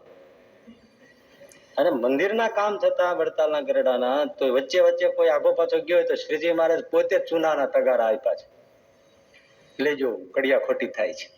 અને પછી જે કામ સંતો સેવા કરતા હોય એને બથમાં ગાલી એટલે કચરાળા ગારાવાળા શરીર હોય ને એ ભેટે. એટલે બધા સંતો ભક્તો કે મહારાજ તમારા વસ્ત્રો પેલા થાય છે. મહારાજ કે આ ગારો નથી, આ ચંદન છે, આ ચંદન છે. સેવામાં પાછો ના પડે એ યુવાન છે. સેવા લે એ યુવાન નથી, પણ બીજાની સેવા કરે એ યુવાન છે. એ જ યુવાનીનો ગૌરવ સમજ્યો છે. બાકી ગર્વિષ્ઠ છે, મારાથી આ ના થાય, હાથ રાખીને ઘરે રાખે, મારાથી આ ના, એ ગર્વ છે. પણ ઝૂકી દઈને બીજાની સેવા કરે અને પોતાની સેવા બીજા પાસે ન કરાવે તો એ યુવાનીનું ગૌરવ કરે. સેવાના ફળ છે ભાઈ. શબરી મૈયા મતંગ ઋષિના આશ્રમને વાળે ચોળે સરોવર સુધી જવાનો રસ્તો સાફ કરે. એમ કરતા કરતા ઋષિને અંત સમય આવ્યો. શબરીને કહ્યું, શબરી, હા મારો દેહ પડવાનો સમય આવ્યો. અરે ગુરુ મહારાજ તમે જાઓ તો હું શું થાય? મારા તે આટલી બધી સેવા કરી છે, જા મારા તને આશીર્વાદ છે. તારે રામને ગોતવા જવું નહીં પડે, રામ તને ગોતતો આવશે. અને શબરીને દ્વારે આવ્યા ને સેવા કરી આવે છે. બધી વસ્તુ પુરુષાર્થથી નથી થતી, એ યાદ રાખજો. જુનાગઢમાં અચિંત્યાનંદ બ્રહ્મચારી, જેને હરિલીલા કલ્પતરુ ગ્રંથ રચ્યો છે શ્રીજી મહારાજના જીવન ચરિત્ર વિશે, એમના શિષ્ય શાંતાનંદ બ્રહ્મચારી.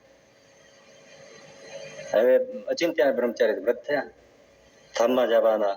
આપણે ત્યાં તો એવું બધું છે ને કે સહજાનંદ સ્વામી અગાઉથી બધી જાણ કરે, જય સ્વામિનારાયણ કરે, ઘણા આવા પ્રસંગો રોકડું છે ને. શ્રીજી મહારાજે પોતે કહ્યું, મહારાજને અંતકાળે જરૂર મારે આવું, વિરુદ્ધ એને બદલે તે સર્વે જનને જણાવું. એ તો કોઈ જાણે સમજે તો ખબર પડે.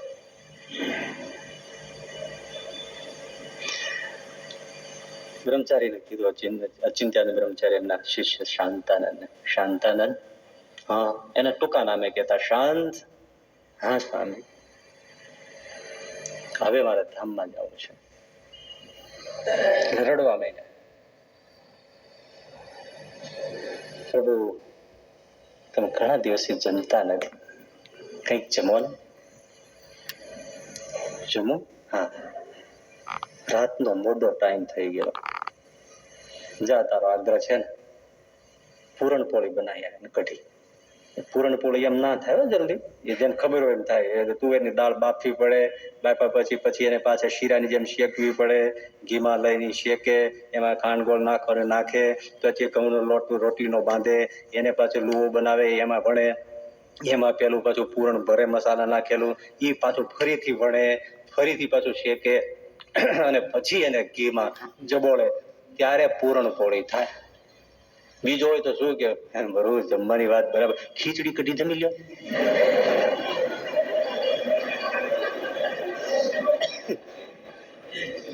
ભલે સડસડાટ પર જઈને જલ્દી જઈને પૂરણપોળી. તેથી કુકર નહોતા કે 3 સીટીએ તુવેર દાળ બફાઈ જાય. નહીં, એ સેવાય શીખવી જોઈએ, નહીં તો ચૂલો ફૂંકવામાં જ કલાક કાઢી નાખે. ગુરુ રાહ જોઈ રાખે. સરસ મજાની પૂરણપોળી કેટલી જમવાની, એક જ જોઈતી હોય, 2 માણ એટલું હોય, એટલું જ બનાવી લાવો. એટલે તો 2 માણસનું કે 1 જણા રસોડું હોય, અધમણ લોટ બાંધે. ઘણા એવા બહુ બગાડ કરતા હોય છે. એટલી વાટકી ભાત પતી જતા હોય તો અડધી તપેલી રાંધે, પછી વધી પીડે. બધી ગણતરી કરો. આવું અનાજનો બગાડ પણ કરવામાં ભારત સર્વથી આગળ છે. થાળીની અંદર જો ઘણા એમ કે થોડું થોડું બધા મૂકી રાખે. આપણે કે શું કામ મૂકે? અનાજ બગાડ, બધા એક એક ભજ્યું, એક એક બટાટોડું આ બધું મૂકે તો કેટલું જાય? તો કે સ્વામી આ છે ને આઉટ ઓફ મેનર કહેવાય, જો બધું ચાટીને ખાઈ જાય તો. એ બધા એમ કે વાહ ભૂખાડો છે બધું ચાટી ગયો. અરે ભાઈ એવી મેનર બગાડો. ઠીક છે જે હોય તે બગાડ અનાજનો ન હોય. અન્ન છે એ બ્રહ્મ છે. કરણ પોળીને કઢી થોડી લાવી સ્વામીને જમાડી, સ્વામી રાજી થયા, બે હાથ માથે મૂક્યા, પણ રડવા માંડ્યા બ્રહ્મચારી. કીધું તમે ગુરુ વ્યા જાવ, મારે શું? કીધું શાંત, તને શું અફસોસ છે? સ્વામી હું કઈ ભણ્યો નથી, મને બીજું કઈ આવડતું નથી, તમે વ્યા જાવ, હું નોધારો થઈ જાઉં, મારે કેવી રીતે કરવું? અને બ્રહ્મચારી આ સેવાનો રાજીપો છે, બે હાથ માથે મૂકીને કે શાંત જા, વગર ભણે તને વિદ્વાનો સાંભળશે, જા વિદ્વાનો તને સાંભળશે. કમળ ખીલી ગયું, બોલો હવે ભણ્યાથી થાય? કોઈ પણ મોટો ઉત્સવ હોય, આચાર્ય મહારાજ હોય એમ કે શાસ્ત્રીય વિદ્વાનો કે તમે રેવા દો, શાંતાનંદ બ્રહ્મચારી બેસાડો, અને ગંગાનો પ્રવાહ વહેતો હોય એમ શાંતાનંદ બ્રહ્મચારી વાતો કરે, વિદ્વાનો સાંભળી રાખે. વાહ, કૃપાથી થાય અને સેવા લાવે. આરોણી ઉપવિના તમે ઉપનિષદ કાળના દ્રષ્ટાંત જુઓ, શબરીના જુઓ, બધા તમે અનેક દ્રષ્ટાંત, જુનાગઢમાં પેલા બાઉદીનભાઈ તમે જુઓ, કેવી મોટી વાત છે, સેવાથી થાય છે.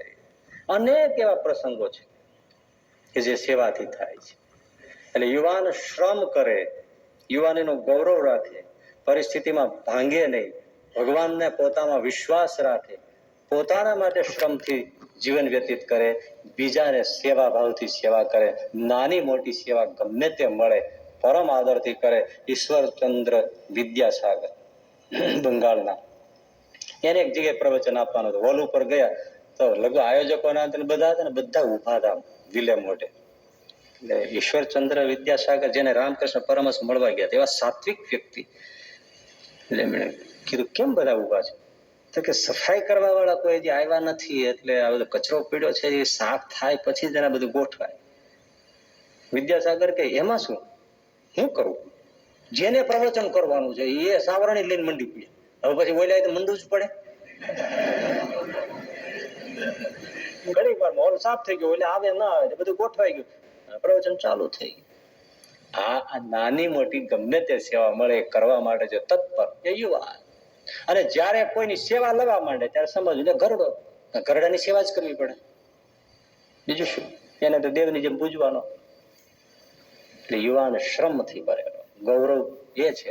અને શ્રદ્ધા, સેવા એ જે જીવનમાં આપે છે એવું કોઈ આપી શકતું નથી. દરેક શાસ્ત્રો, દરેક ગ્રંથો એ જ કહે છે. એટલે યુવાન એ છે કે જે ભગવત શ્રદ્ધા ધરાવે, પરિસ્થિતિ તો વિપરીત આવે એમાં ભાંગે નહીં, અને સતત પુરુષાર્થશીલ રહે. પુરુષાર્થ પણ સર્જનાત્મક કરે. ને આજનો યુવાન છે એ આમ જો નવરો ક્યાં છે? ગમે તે જો પ્રવૃત્તિશીલ જ છે ને,